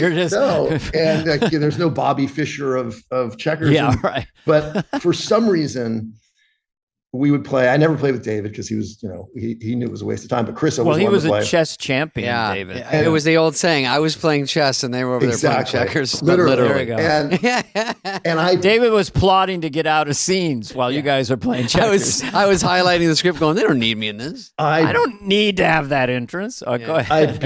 I beat Chris like 10 times in a row. I mean, just literally is like, oh man.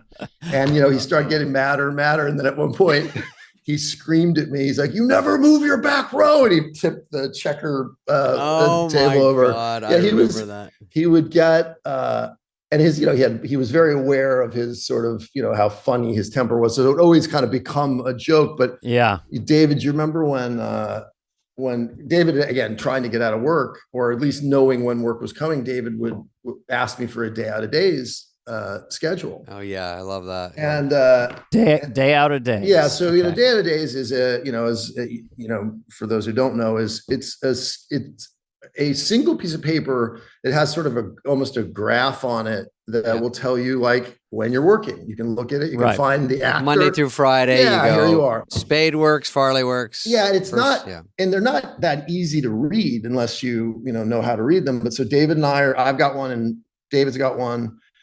And Chris sees that like here's this thing that he doesn't have, and he tears mine out of my hand, and he says from now on anything David gets I get. And he looks at it, one way, turns it sideways, can't figure it out, and then he upside down, and then he pretends to fall asleep. He used to. I remember one night we were flying on the plane. It was for some reason, David, you weren't there. You'd successfully gotten out of whatever it was that we wanted you to do. And we're on the plane, and it's 3 a.m. and it's dark, and I'm asleep, or at least half asleep, my eyes closed, and the light turns on, and I can hear Chris trying not to laugh. So I'm like, oh, like, I don't know what this is going to be. And I turn over, and Chris is laying stretched out on the chair next to me, totally nude. And he had taken off all his clothes, and he was waiting for me to notice him. But it was the most, botched joke ever. But it was really, really one funny. checker over his dick. He had done this. It needs a hat Thing to me before we started Tommy Boy. There was, you guys have talked a lot about SNL on the show, obviously, and so people know that there's a dress rehearsal, and then there's a sort of an hour in between, and then there's the live show, and they're virtually the same show, except things get cut based on time or performance. And Chris had gotten a sketch cut that he was excited about, and I remember I saw him outside of Lauren's office on the 9th floor, the office that's just above 8, I guess it's the 9th floor. And Chris was upset, and I was in the hallway with him alone, and he said, "You know what? Fuck this. Like, I'm done. Fuck this." And, the show was starting, and he walked out of down the hallway to the elevator, pressed the down button, and got into the elevator. And I got in with him because I was like, it was a little bit like my favorite year, like I had to follow, Peter O'Toole Chris around, and I couldn't. Yeah. Yes, Peter, exactly. And I couldn't, I didn't have a cell phone. But we get into the elevator, and at 30 Rock, they have all the monitors in the show. I can see that the show has started, and Chris and I are now going down the elevator. We're in the elevator. We've exited in the lobby, and I said, "Chris, what are you doing? Like, you have like maybe, there's the monologue, and then like you're in the first sketch." And he's like, I'm gonna go to 8th Avenue and score. Like, I'm like, fuck this. We're gonna go to the Barney Stone. I'm like, no, we're not. I can't. Like, this will be bad for you. It'll be really bad for me. Chris will be fine. You'll get fired. Yeah, exactly. And I'm like, and I don't know how. Like, we passed the security guards downstairs. They're like, hey, why is Chris Farley in some type of costume walking out? Dressed as a pilgrim. And then exactly. I think he was like a bumblebee or something. And then everyone's like, is this like part of the show? I'm like, no. I'm like, it's not part of the show. And I don't know how to call for help. And we get out onto 5th Avenue, and he hails a cab, and I'm like, I'm Chris, please don't do this. And he's like, no, fuck this. The cab pulls up, he opens the door, and I'm thinking, do I go with him? Do I run upstairs? I don't know, I wouldn't even know who to get to. And he opens the door, and then he's like, I'm just fucking with you, shuts it. And we get back in the elevator, go upstairs, and he goes out right in time to go on the sketch. And I had forgotten it. It was so traumatizing. That was a practical joke. Until, it was the meanest practical joke ever. But I think after that, because that was before even Tommy Boy, I think he was like, okay, I like this guy. Like, he's, he went on the whole ride with me. And you didn't lose it. No, I didn't lose it. So you're 22 years of age. I mean, the psychological jiu-jitsu that you're being asked to be knowledgeable about. I mean, I guess Lauren intuited that you had kind of a high social IQ or something, because that's I mean, like a lot, I would say, like most of the people who have my job. Like, by the way, my daughter Sarah has my job now at Saturday Night Live of 30 years ago. Oh, really? Hi, Sarah. Yeah, hi Sarah. Is she out trying to score with one of the performers? Is she watching? She watching Colin Jost or something? Yes, basically. Yeah, she's. I think she's attached to the writers, which is probably safer than being attached to the talent. As I was. Dana. Whenever they said, "Where's Farley?" and they go, "He went down to 9th Avenue," everyone knew what that meant. There was a person's name that when they said, he's with that person, I go, oh boy, because everyone knew it was the Blarney Stone, I think, or one of those Blarney Stone bars. Go meet. Yeah. But I think, I had been a family friend of Lorne, my dad and Lorne. My dad was the musical guest of the second show. Your dad is Randy Newman. Yeah, so you're from that's what I didn't know if you wanted me to say, but you're from a famous family, so at least you have been around it enough to know something. So you're not just totally I wasn't like a 22-year-old regular. No, dipshit. not regular. But I actually really appreciate I guess appreciate's strong. Bad behavior is sort of entertaining to me. It always has been, when I would encounter it. And so when it happened, it's a good attitude. Yeah. I just never, I was never shocked by it. I did work very hard. Like I felt like I had sort of the advantage. I remember the first day of Wayne's World, and I was in college as the summer, it was a summer thing. I had to go meet Lorne at the parking gate at Paramount, where he had driven in. And he was driving one of those like new 500 Mercedes, the 2-door, the convertible that no one had yet. It's like beep beep over here. Like I'm here. I don't use a parking card. So I go out there and I stand. And the guard, is like, hey, you can't do that. I was like, trust me, like I can. I have to. I have to. And so I use the card to let him in, and he's like, "What's going on?" Like give me, like basically like brief him.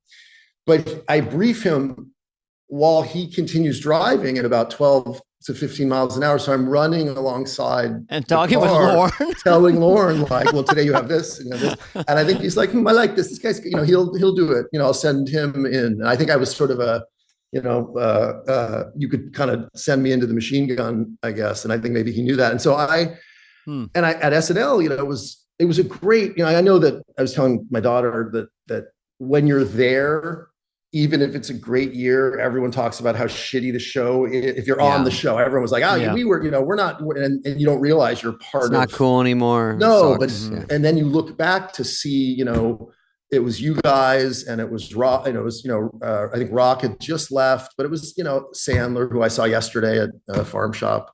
And it was Mike, and it was Phil's last year on the show. It was just this phenomenal, like golden era of the show. But when you're in it, it's always kind of, I always thought that when I came back to guest host, I was just in a room hanging out with Farley, David, maybe Rock, and Sandler. And they were just so fucking funny. I just thought they were the funniest group of people and so talented and smart. So that's why they got the name the Bad Boys. Yeah. Right. It was. But then it was Saturday Night Dead. Yes, there was that. I guess there was a review, and there had been a book had come out that had sort of, but I went to see Lorne a couple of weeks ago because to visit my daughter, and it's unchanged, pretty much in terms of really. He figured it out, he's the tension and never did a new theme, never did a new format. He was very smart about his brand. It's what Newman. Do you remember, Dana, when the New York? Maybe you just left the New York Magazine. Yeah, I remember that article was embedded with us. Yeah, and then the guy rat fucked us and wrote a bad article, and everyone was on up on 17 going. That's when Farley and Sandler were like, "Let's go beat the fuck out of this guy." And there was definitely a long conversation about how to do that because Farley was leading the charge. Sandler yelling. I think it wasn't Risk getting fired, but everyone was felt so betrayed. I remember it was that. A nasty article. Nasty. That was that year because I remember that guy was around. Yeah, I don't remember. And I'd never seen anybody let in like a Monday meeting or really on the inside. Everyone's kissing his ass, and then he's like, "These fucking dipshits," and we're like, "Oh boy, we just got welcomed to showbiz." Do you remember, David? Do you remember when we saw Bon Jovi at the airport? Do you remember that? Oh, at the private airport? It's great. So we have this, like I said, we have this shitty little plane, jalopy, and that barely hold duct Volkswagen tape. It's like wings. Literally, the pilot's like, "Hey guys, can one of you hold on to that panel while we land?"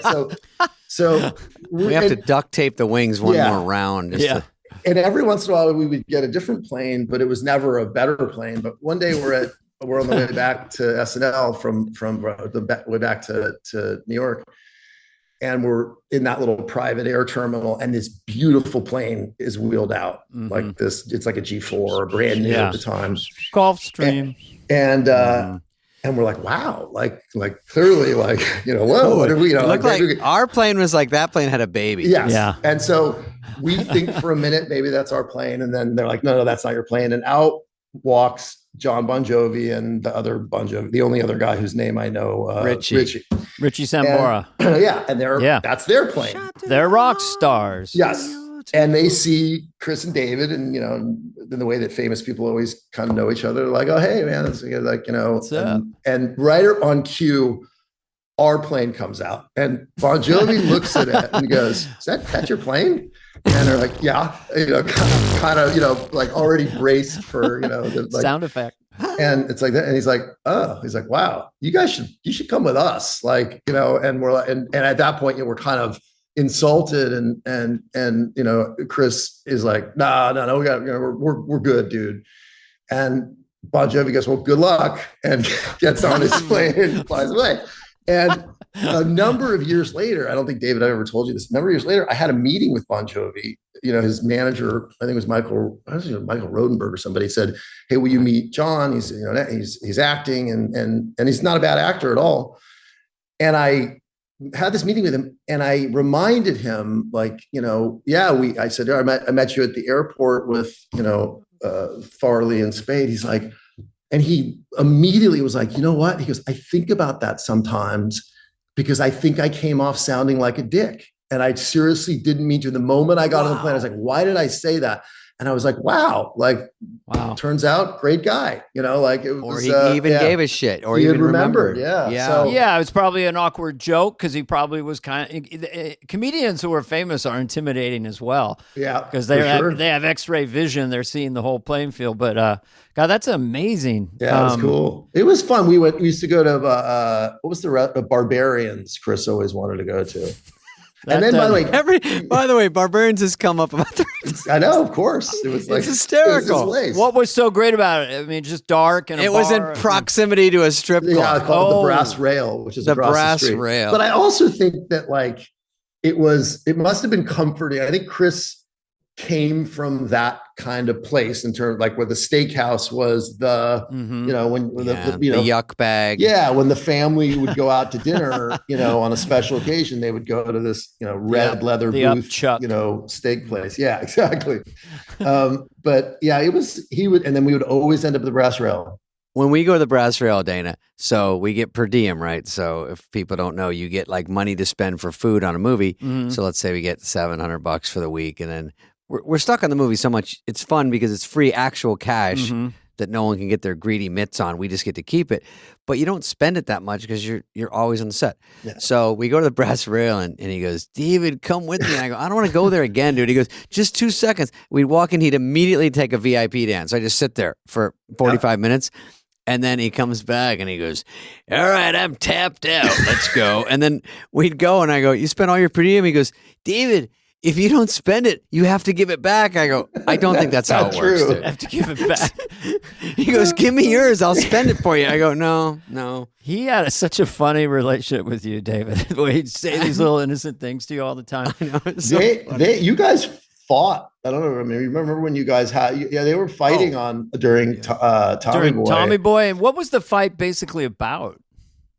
David, I mean, there was definitely a girl somewhere in there. I can't remember exactly what. That was more Black Sheep, but that was Black Sheep. When did he step on your sandwich? That was Tommy Boy. No, actually, there was a problem on Tommy Boy for that. But he stepped on my sandwich, the great tuna salad sandwich. He smashed it. Mark Gervitz called me and said, did Chris step on David's sandwich? And I said, yes. And his fucking hand. Yeah. And that was really the problem. And then he threw me down the stairs. But there was that too. But you're light and you're scrappy. But Dana, I didn't say this part. So Fred Wolf is one of the writers. He was on set writing a lot of jokes, and he comes in my thing, and Farley's so mad. And he doesn't know what to do because Fred's like, you can't beat up Spade. He's in the movie and you can beat him up, but just don't, because he knows you can. We all know you can. And that anger, and he goes, I know. And he walks away, but he's so mad. Skippy walks by.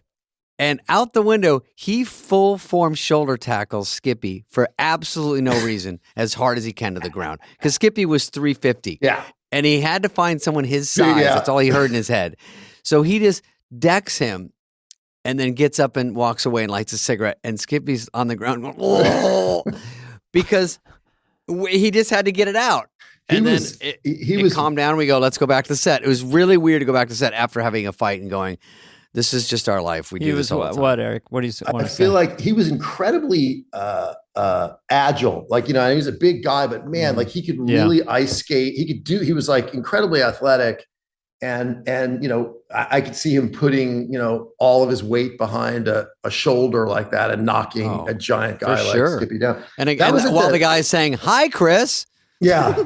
Yeah. Absolutely doesn't see it coming at all. Maybe Chris knew something we didn't know. Yeah, it was on the future. On the horizon. I think Skippy was getting me back for that. We had I remember you and Chris and I were sitting in our chairs. I think I even got a chair at that point. I think it must have been far enough into the production where I had finagled my own chair. And we're sitting with Brian Dennehy, in between takes. It was at that house, that crazy house.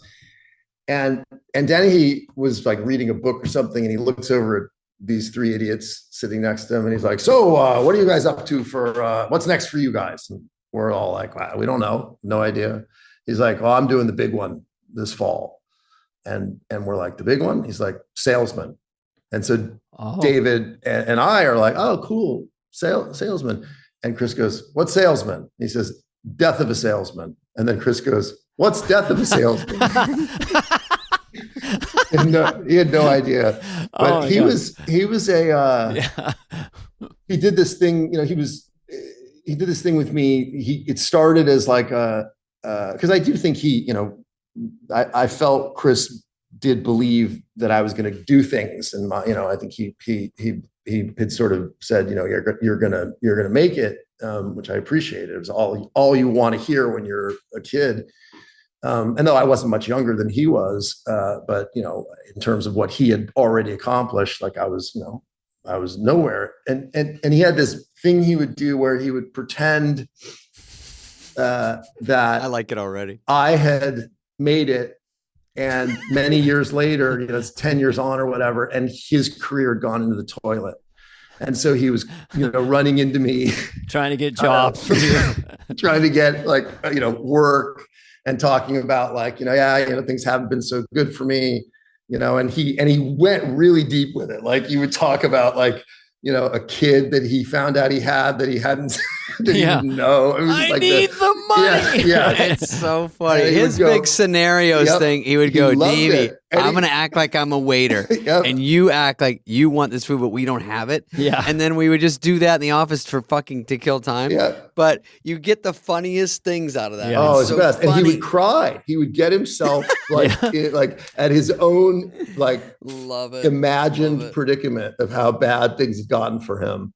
And then I remember he had done, he got paid on Cable Guy. There was like that Cable Guy thing where like remember he was got paid to not do it, right? Paid to not do it.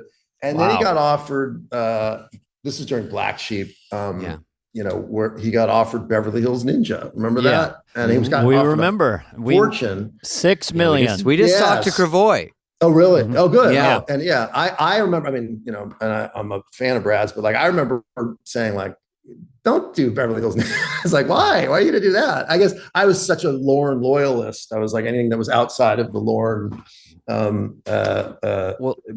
There was a mess with Black Sheep, and then he could have done Cable Guy that summer. Mm-hmm. Yep. And then he went to Jim Carrey, but he was going to get a nice chunk, maybe 3 for Cable Guy, which was huge. And then here comes Carvey with 6, and we were all going, whoa. Well, that was when it's funny. You just remind me. That's what Gervitz screamed at me once. I had dinner with Gervitz the other night, and Gervitz screamed at me. He called me, and because I had said, I had sort of offered an opinion as to why that happened. It's like, Lord, remember Chris was pissed that cable guy had somehow gotten away from him, and he blamed Lorne, or he blamed, I think he had to do Black Sheep. Yes, he had to do Black Sheep. Yeah, two-picture. And I said to him, I said, well, like I basically said something which was the last time I ever said, now I have so many friends who are representatives, and like the worst thing you can do is get in between a client and their rep by saying, hey, your guy didn't read the contract or something. And but I was, young, and I said that, and boy, Adam Bennett called me first, and, he was the soft touch. And he was like, you made a mistake, and, you got and then Gervitz he was the jab, and here comes the right hook. Blasted me, like, really. It was, I still remember it. What the fuck are you guys doing? Yeah, basically. Hey, do me a favor, stay the fuck out of our business. Basically. But that was a big mess, but it was, I think Lorne wouldn't push, or Paramount wouldn't push Black Sheep an extra summer. But we have one summer to shoot something, Paramount was rough. They all rough movie on studios are rough, but like, you remember they were rough on Pete Segal too. Oh yeah, but they were also rough. Like, I remember there was a Wayne's World 2 thing. Remember, Dana, where they were going to sue Mike over some, sort of passport to Pimlico. To Pimlico, exactly. The beats were too lined up or something, so we had to get the script together very, very quickly, and we couldn't punt because we already had a tie-in with McDonald's. So it was the train left the station. And that's such great movie biz. It was fun. Behind the scenes, it's unreal. Yeah. Just for our audience, I just want to say, because people are listening to this, Eric Newman went on to become a huge movie producer and television producer, Narcos. I just think that's a nice context. And now thank you. His young daughter, Sarah, is at Saturday Night Live. So anyway, we should have you for an episode. I would like, by the way, I don't know what more I'll come up with something. You seem to be a fountain of stuff around that show. Newman, it is so fun talking to you because it throws me exactly right back on the plane, and exactly how him turning that goddamn sheet upside down and going, you give me one of these fucking things, while he's smoking it's 3 feet of airspace. Sweating and smoking. And he turns it upside down and looks, he doesn't even understand it, and then he just fakes and falls asleep. It was nice to think about him. I as we all did, I loved him. He was so sweet. He was amazing. At his core, and he laughed so hard at your jokes, and he was so eager. Yeah, he was a sweet guy.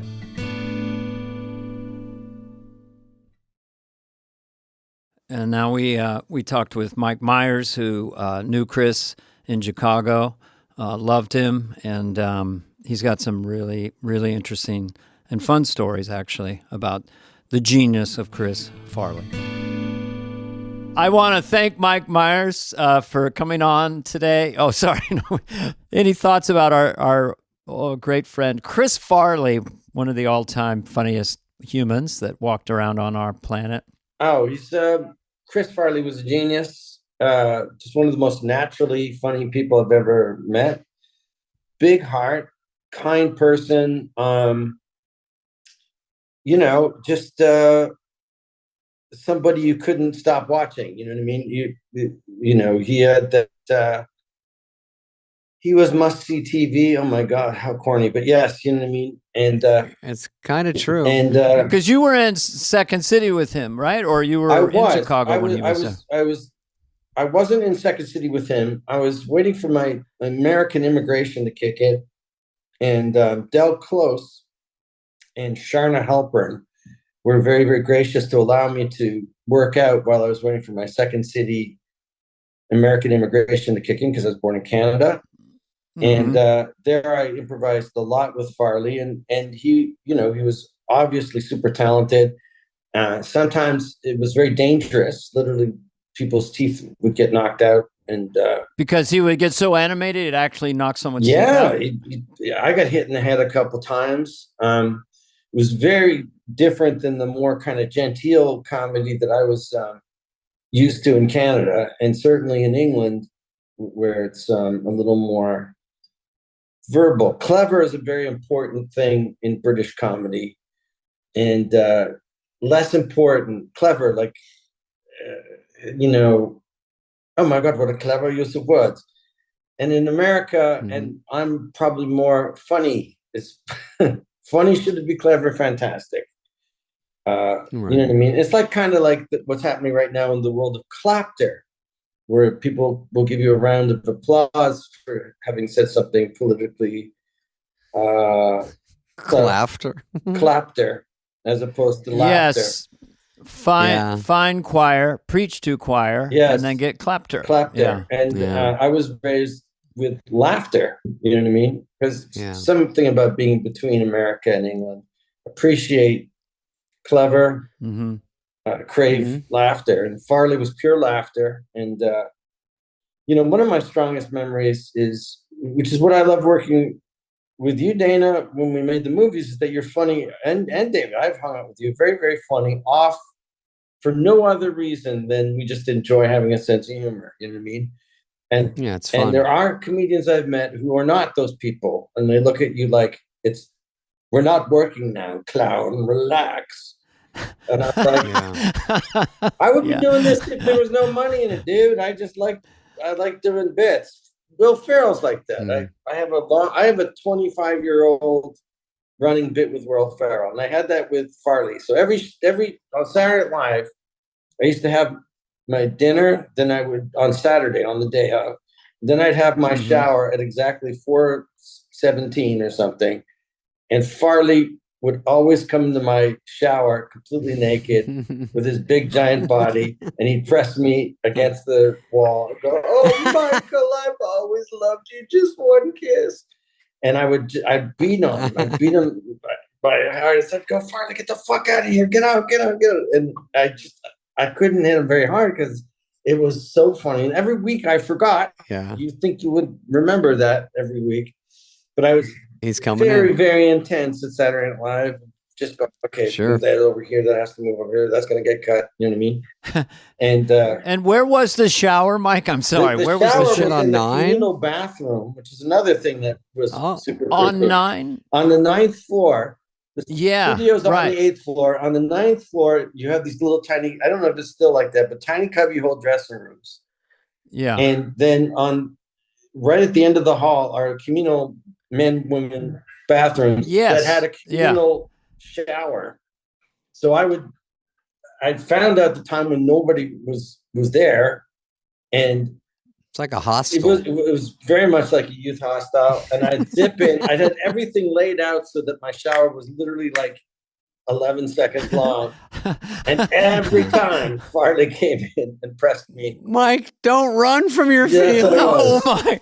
With total commitment. So he was stalking you. He was checking the time as well. Yes. Knowing, and he was ready for you. That's hysterical. And I never remembered because, the shows, I think you had said it, Dana Best, which is being shot out of a can and flying to Tokyo once a week. You're so tired. And you go, I'm only going to ever do this show once in my life. I might as well give it my all. But what else would I do? I think it was... I regret not taking a shower there. I should have done. No, I don't know if I took a shower the whole time I was on this. I was so tired. I needed something to wake up, and I'd come in and do rewrites.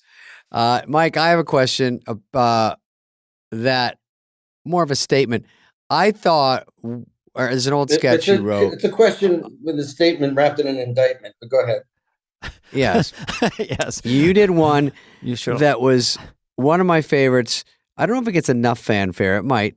Japanese game show. Right. And it was so funny already. Very you wrote funny. it. I think you wrote it. You were in it. Was, oh, you didn't? Seemed like you. Was it Handy maybe? No. Oh, God. I can't think of his name right now. Super funny writer. He was a guest writer that week, and he wrote it and made us all learn Japanese. Oh, it was unbelievable. Unbelievable. And then Farley is the added ingredient that was so great. He's, for people that don't see it, it's a purely Japanese game show. He comes in off the street. He thinks he's he's taking a studio tour of Tokyo TV. Yeah. But in fact, he ends up as a contestant. And part of the show is to be electrocuted and humiliated. And... of course. And he's playing Wisconsin, like the perfect, like you talking Japanese to him, and then someone cut someone's finger off when they get the question wrong. He's like, "Oh, wait, I don't speak Japanese. I'm not from here." With my wife. I feel like I'm lost. I shouldn't be answering. And then it would be, and I don't know what you're saying. Yeah. What are you doing? Yeah. Yeah. We've talked about Chris's explosive rhythm was always so potent. When he was in distress or being injured or anything where he was panicked, he had that. And it was very musical. I mean, since you saw him a little more up close maybe in Chicago than we did, but there was a high intellect, in a sense, comedic IQ that Chris had, that he knew what he was doing. He knew how funny those rhythms were. It reminded me of Kennison in a way when he would scream. Kennison had the staccato, but Chris had his own sort of, whoa, you guys sort of were doing it a second ago. But yeah, it was very potent. But he, it's kind of like he had the humility.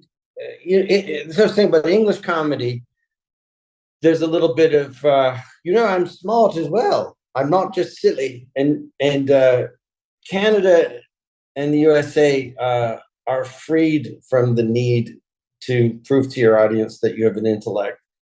But it's required, you have to be smart enough to do comedy. For God's sake, sure. People forget that just if you're good, that means you're smart, because you are thinking 100%. Of the 18 ways you shouldn't do it. You're picking the one that works. Yeah. So something's going on. I've gotten a few reviews in my life that kind of ding me a little bit. Oh, he's just being silly. Yes. Yeah. As if pick anyone out of the crowd. Now go just be silly. You know? And so because I've seen your shows, you conduct that crowd, dude, better than any other comedian I've ever seen. It's a perfectly timed and it's a full show. But yes, which when it looks easy, I think with Farley it looked easy, and I there's a lot of focus, a lot of commitment, but it does, but we don't need to know how it was made. It was just great. You know what I mean? Yeah. Yeah. Mike, what you were saying about Second City, when he would commit, he would get on me, and I think other people, like, he wanted the exact same commitment. If he got a vibe that you weren't 100% in a sketch, he was really into it. So he was taught, he's like, you get up there and you give it 1,000 and you go to the crowd and you come in exploding into that scene. And so he had all these rules in his head and he would do them all. And if he caught someone gold bricking, he'd be like, he'd get on your ass about, which I like. That is the Second City training. And a lot of that is the late Del Close, who, I've been fortunate to, and did Chris. We had two big coaches in our life. One is Lorne Michaels, and the other one is Del Close. And one of the things I think we all kind of feel about Lorne is that he had a glossary of terms for that which didn't have a glossary of terms before. You know what I mean? And for sketch comedy, certainly there isn't a day I don't quote. And you do too, Dana. I've learned a lot from you. Definitely. I can't believe that, but at this point, I think the student has become the teacher. Now the pupil. The student has become the older students. That's what I would But Lorne does have a lot of phrases and Lornisms, I call them. Mike, what are your Lornisms? I haven't heard them all. Do you have any? Well, the value of water is one that is a biggie for people who have heard that. But I remember you telling me about that one. Oh, I went to his house. Never forget the value of water as he's pouring water from like 3 feet away from the. He was a great pour guy. He put that Amstel light like 3 feet in the air and just like hit the glass. I've never been to anybody's house that was totally stocked. Me neither. And rows, and he had like every kind of cheese, not just cheese. You know what I mean? And he said, "Well, come over to the house." Then he was like, there's your thing. I'll talk to you tomorrow. And I'm like, well, what do I do tonight? Like, and there's no TVs and anything. So I'm like, no. Okay. So I just walked around Amagansett, and then the next morning he's coming. He just had a massage, right? He's wearing a robe. I had all the same experiences. And I was in the kitchen. I was by myself, and I was like, am I allowed to go into the fridge? I'm starving. He goes, have you eaten? I said, no. Is there? I said, no, just help yourself. And then he pours himself water and he goes, do you drink water? I was like, yeah. He goes, there's nothing like water. And so I hadn't spoken to any human being for 40 years. Said, do you breathe? There's nothing like air. Do you breathe? Well, beer is like water in as much as both of them are liquids, right? And he went, right. And then he went back with his drink. And so I had an Amstel Light, and I don't know. I found a pay booth in town, and I called my brother Paul and was like, "Oh my God!" And then on day 3, I had my meeting with him. Lauren saying right is one of the funny things that he always does. Sort of. He should have been a game show host, and the answer is Toronto. Right, and the answer is he could have been. The other anyway. one is with you know, with Rob Lowe, we have tried to get, when we have dinner with Lauren, is to try to get a right, really, and a cool. Did I tell you this the last time I was here? No, that's great. funny. So, right is it's boring. Yeah. Really is something that is embarrassing, and he's going to tell the next person that comes in his room. And cool is now you have to leave. So it's right, really, cool, right? And there's one more. Play. One more. I don't. Yeah, you want to go in threes, but exactly is when you're giving him information he may not have heard, and then he claims it. I guess so. Exactly. Yeah, exactly. Yeah. I knew. That's another one. I knew. So we're watching a hockey game once with this kid, and when you've got a power play in hockey, you can't see the clock to see how much more of your power play you have. But the goalie watches, and when there's 3 seconds to go, he whaps his stick on the ground 3 times, 1, 2, 3. And his son said, "Why is he whapping the stick?" And Lauren said, "Well, he's frustrated they haven't scored." Right? And I said, "Well, no, actually, it's telling them they have 3 seconds to go because they can't watch the clock." And he went, "I knew." And no, Lauren, if you had known, you would have said there was 3 seconds to go. So you didn't know, but I didn't. I said, "Well, it's both, because I didn't want to embarrass him." Oh, the kids are all grown up now. And Chris would always say to David, because they had such a unique relationship, talk about don't tell Lauren. He was always when he don't tell Lauren. Oh yeah, grabs you really. David, don't shh, no. But he loved Mike and Dana. Oh boy, he would fuck, they're fucking killing, dude. He just couldn't believe he even knew you guys when he came on. Who, Chris? Because it was overwhelming for all of us. Yeah. Super overwhelming. Got there and it's just going, oh my God, because you guys were running the tables and he was just excited to be. He was in Wayne's World 1 and 2. And cameos or whatever, and I have his yellow security shirt from Wayne's World 2. His brother just gave me. Oh, really? That's so cool. Isn't that crazy? Wow. Yeah. I just got it 2 weeks ago. It's super cool. I miss Chris. I think about him all the time, and for me, there's a lot of Chris in Fat Bastard, of the sort of my body's built for pleasure, Mm-hmm. and he's, just trying to channel that brilliance, you know what I mean?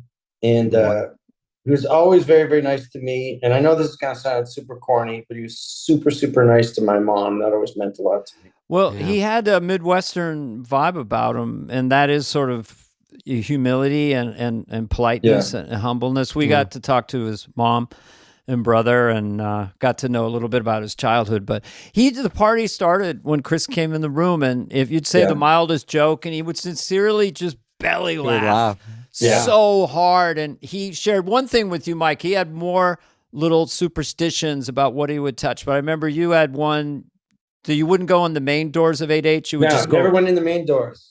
Yeah, I had to knock on the Canadian flagpole at 30 Rock. Yes, Chris had a few of those things. I didn't know about the Canadian. Every time you came in, you went bump, bump, bump, and then you came in the rock. Then I had to look at the number 22 on the lighting grid. And when I hosted, they gave me that number off the lighting grid, and it's on my front door now. Oh, cuckoo. Mike, on Tommy Boy, we were doing these, Black Sheep too. When we do, first of all, you guys know he's very religious. Yes. And so to combat his craziness, to scare him, before each take, he'd spread his legs kind of wide, and then he'd pull up a pant leg on each side. Yes. Yeah. Before a take. And I go, and so I was getting so sick of it that one day I go, Chris, you're asking the devil to come out of hell. And he goes, no. And I go, no, the good thing about the devil is he has to be invited into your life, and you invite him. I don't invite him because I don't want the devil. And he goes, no, that's not what I'm doing. I go, you're knocking on the top of hell and pulling your leg and saying, come to me. And he goes, you shut the fuck up. Because he was so superstitious. And then it scared him. So he's like tentative about it. So funny. Kevin Nealon, one of the funniest guys out there, had some overlap with Chris on the show, and we all know Kevin, and here's what he had to say. Yeah, let me tell you something. There you are with the bespoke cap and all dressed up.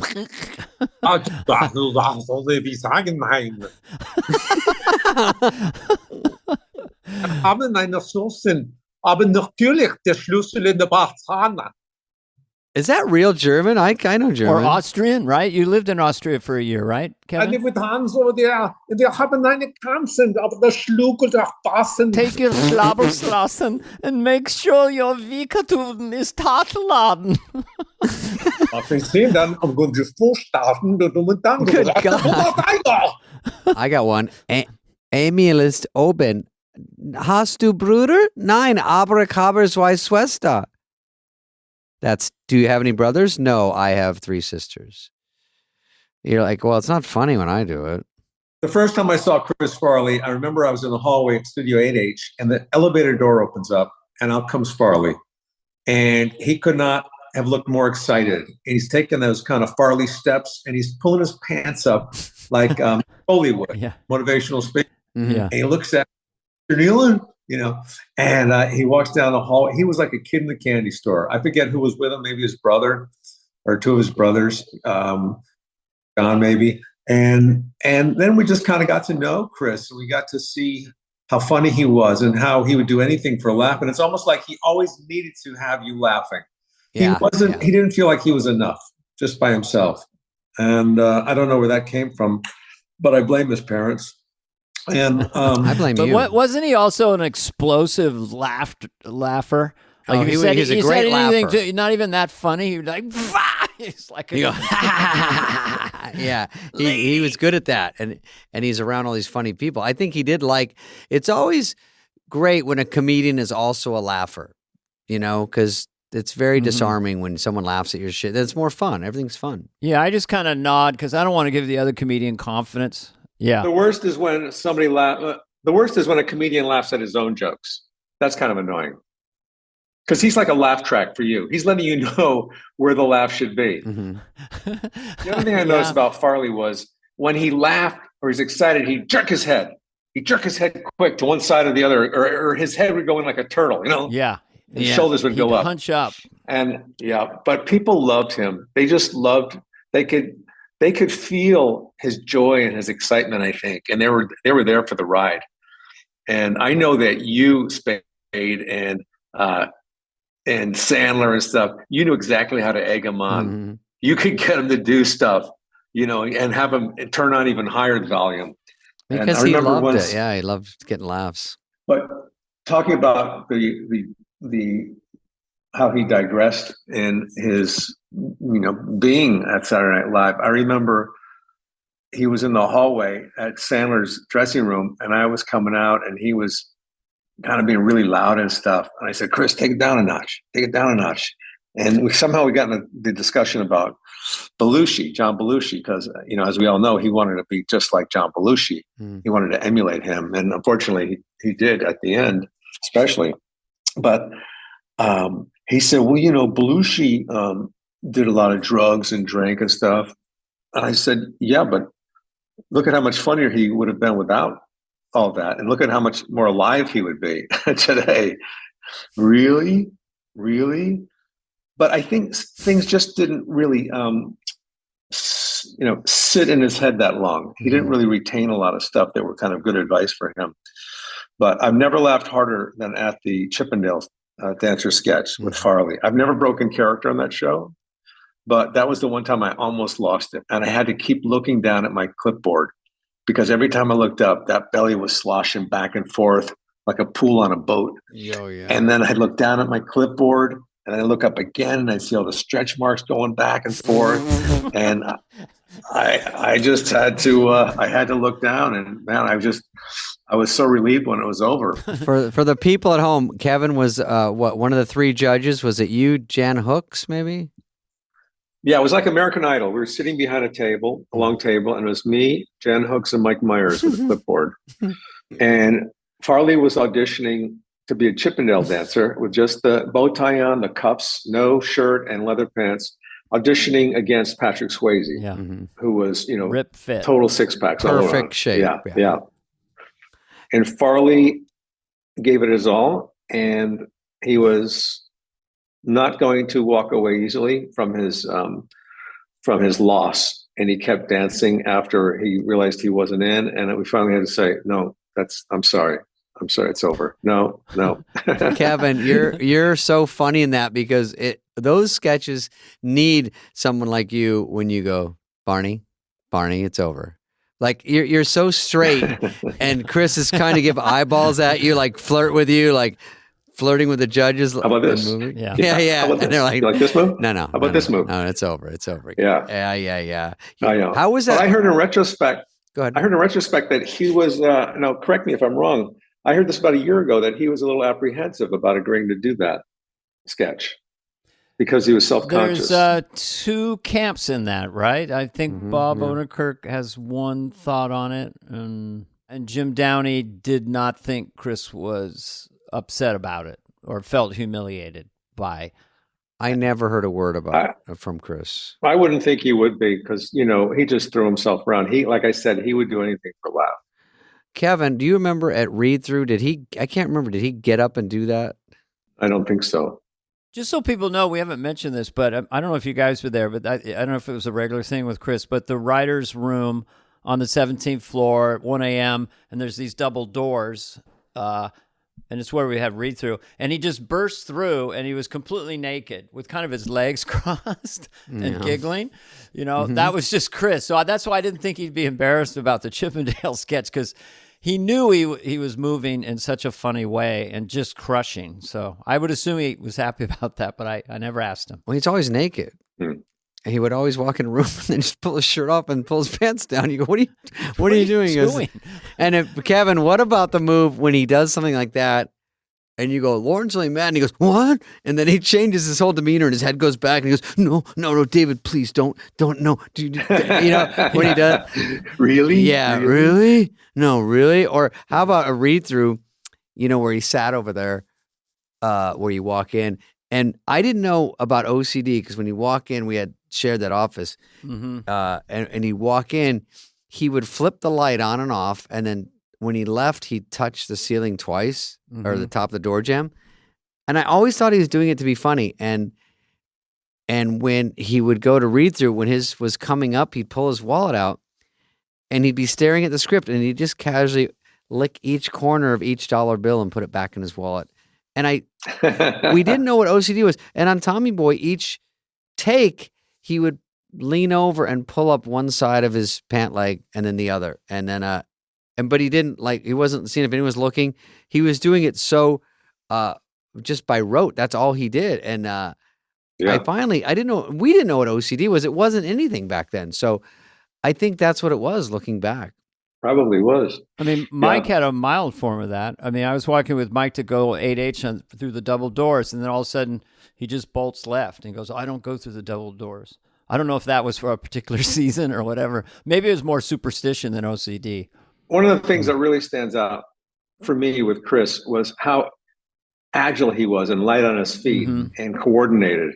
Like, we would play basketball over at Riverside Park, and I was just astounded with how quick he was and just good with the fakes. And, we even saw that in the skating rink at 30 Rock when he was skating for one of those sketches, just how a good athlete he was, even though he was on the plus side. Yeah. He was such a great athlete. Nancy Kerrigan sketch was funny. Yeah. That was even funnier because he was good. It's very surprising. Right. Yeah. Very athletic basketball. I don't know if, I know he played rugby in college, I believe, and he was a lot lighter, but I wonder how disappointed he was at his body size, because he really was a thin person inside that heavy body. Yeah. Well, did he talk to you about this, David, where he didn't think he could be as funny if he got to more of a normal weight? You know? He was scared that it was less funny unless you were fatter, because, you know, I think when he got all the way to Saturday Night Live, to the top in quotes, you know, as that and every sketch, you know, they had a sketch called Whale Boy, you know, at Second City, and that sounds a little rough, but you know, if you're that big and you think then it goes away, you know, something about it, you go, I can't lose it. But you know, when he passed away, I still have his Tommy Boy jacket here. His family gave it to me, and it's on my wall, and it's not that big. I mean, he was not. I think when he passed away, he was honestly 100 pounds heavier than during Tommy Boy. He just last time I saw him really got big. Oh, go ahead. That was it. He just really got big, but he was bigger than me in Tommy Boy, but I was probably 135 pounds. So it was a funny juxtaposition there. But in real life, he wasn't some super fat, you know?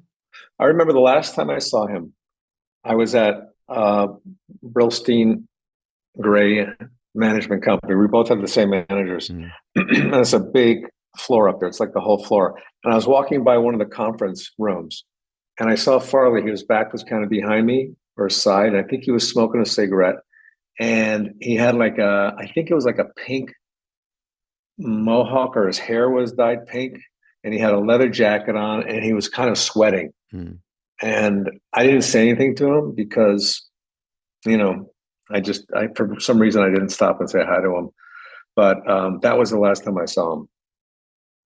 God, it's hard. It's, you know, it's funny and it's sad. I don't remember. I don't think the last time I saw him. I was in Aspen. Remember the HBO Comedy Festival? That's the last time I saw him. I sat next to him in that. It was a whole Saturday Night Live kind of reunion in Aspen. Like a reunion, yeah. Did you go to that one, Kevin? Or we were in bleachers? I did. Yeah, I was there. Lauren and Chevy and we went to a dinner. So I see him, and he comes over to go to a dinner, like let's say Steve Martin, Martin Short, Lauren. They're all having a big long table dinner. You guys might have been there. And they said, if you want to come down, we have 2 seats. And when Chris got to my room and picked me up, he was too fucked up. And I was like, oh, we can't go to this thing. But he goes, we got to go. And so we're walking down there, and all I'm thinking is, I hope it's like a cast party where everyone's just milling about and we can kind of blend in. But it was a sit-down long table dinner. And they had our seats toward the middle, so we had to scooch down by everyone, and we were going to be trapped. And I go, Chris, keep going. We scooted down. We kept going out the other side. And then I took him to the kitchen. I go, let's go in the alley. I go, we can't stay there. We're not going to have a 3-hour dinner with all, like, our boss and all these famous people. We're going to get in trouble. So we went out, and then I went home, and he finds people that I wouldn't hang out with, you know, and they're all like kind of sketchy. And he goes, I'm going to hang with these guys. I go, all right. So I went to lunch the next day, and he's in line for this lunch place, and he's with all these people, but they haven't gone to bed. So he's talking to me, and his eyes are sort of going back in his head, and he's trying to focus. And I go, did you go to bed yet? And he goes, not yet. And I go, oh. And then I think we got back to L.A., and that was sort of the beginning of, he lived near me, but we didn't see each other that much because he was always with a group of those guys, you know? And then it's not as fun for me because he's either wasted or I don't want to hang with these guys. They're all sketch.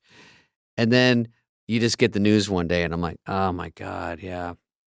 But I don't remember. So you weren't very close to him. You weren't close to him near the end. Well, I mean, the last couple months, I ran into him, and we had read this movie called The Tree, and that was going to be maybe our next movie. And then he did Ninja and something else. And I just happened to run into him, and he goes, hey, everyone just talks about Tommy Boy. We got to do another one. This is stupid. What are we doing? Because we weren't really fighting. We just were both doing our own thing. And he said, did you read The Tree? And I said, yeah, I think that might be a good one. And he goes, yeah. And then it never happened because it was just a few months later. So, but yeah, our terms were fine. It was just really the crowd he's with. I thought it would be a phase. Yeah, I think a lot of people like to latch on to someone that popular like that. And Chris may not have been that astute to the ass kissing that was going on. And he was getting so much praise and attention from them. It felt good. I'm not a therapist, but that's my, my, Well, when you walk down the street in New York assessment. And people like Nealon, Carvey, they're eating outside. And when they'd go, hey, Spade, have a drink. They're just sitting right next to you and you walk by, hey guys, if anyone said have a drink when we were walking together, he would stop and drink, or he'd walk around and go sit. They go, hey, sit with us. And then he would. And they're like, oh my God, he's actually doing it. Oh, hey, scoot over. And then he would just drink. And I go, all right, I'm going to take off, because it was just crazy fans that were slapping his back and, no cameras back then, or that would have been insane. But just like grabbing him, and he got drunk with everyone. And I go, so you could just see it. He got so famous and he was so fun. And I was lucky to hang out with him. And my friends were always like, oh, bring him. He's so fun. He would leave messages for my friends and their voicemails, and they'd fucking dial out. It was great. So that's the tough part. If you don't, that's hard for all of us to get through, all the temptations. Yeah. Well, you become a wind-up doll. Let's get the famous comedian high. And then, they want to be the one to be funny. And, so. Also, Dana, when he's in rehab, I'm sorry, Kevin, but when he's in rehab, everyone still wants to get him wasted. He's in AA, and no one gives a fuck. They want to be the ones that are with him when he got fucked up, even when he wasn't supposed to. There's something weird about that. That's devious. Yes, Kevin? Yeah.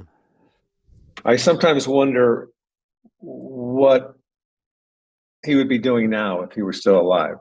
Would he be like a huge movie star doing all these crazy films? And what films would he have done instead of other people that prospered from it? And or would he be canceled? Would he be somewhere in another job or something? Yeah, road less traveled. I don't know. But yeah, Dana wonders how fat he'd be. I weigh everybody. I think about celebrity net worth and actual weight. In the days of my 1,000-pound sisters, Farley weighed about 250. It's like they're like, this guy was obese, and you're like, he really wasn't. I mean, we've made bigger since. Carvey always checks out the celebrity net weight. Online. It's right next to worth. You just put worth, and you go right back to weight, and then I go celebrity lean mass versus body fat percentage. That takes a little longer. I checked you guys earlier today, and I'll email you the results. This has been a podcast presentation of Cadence 13. Please listen, then rate, review, and follow all episodes. Available now for free wherever you get your podcast. No joke, folks.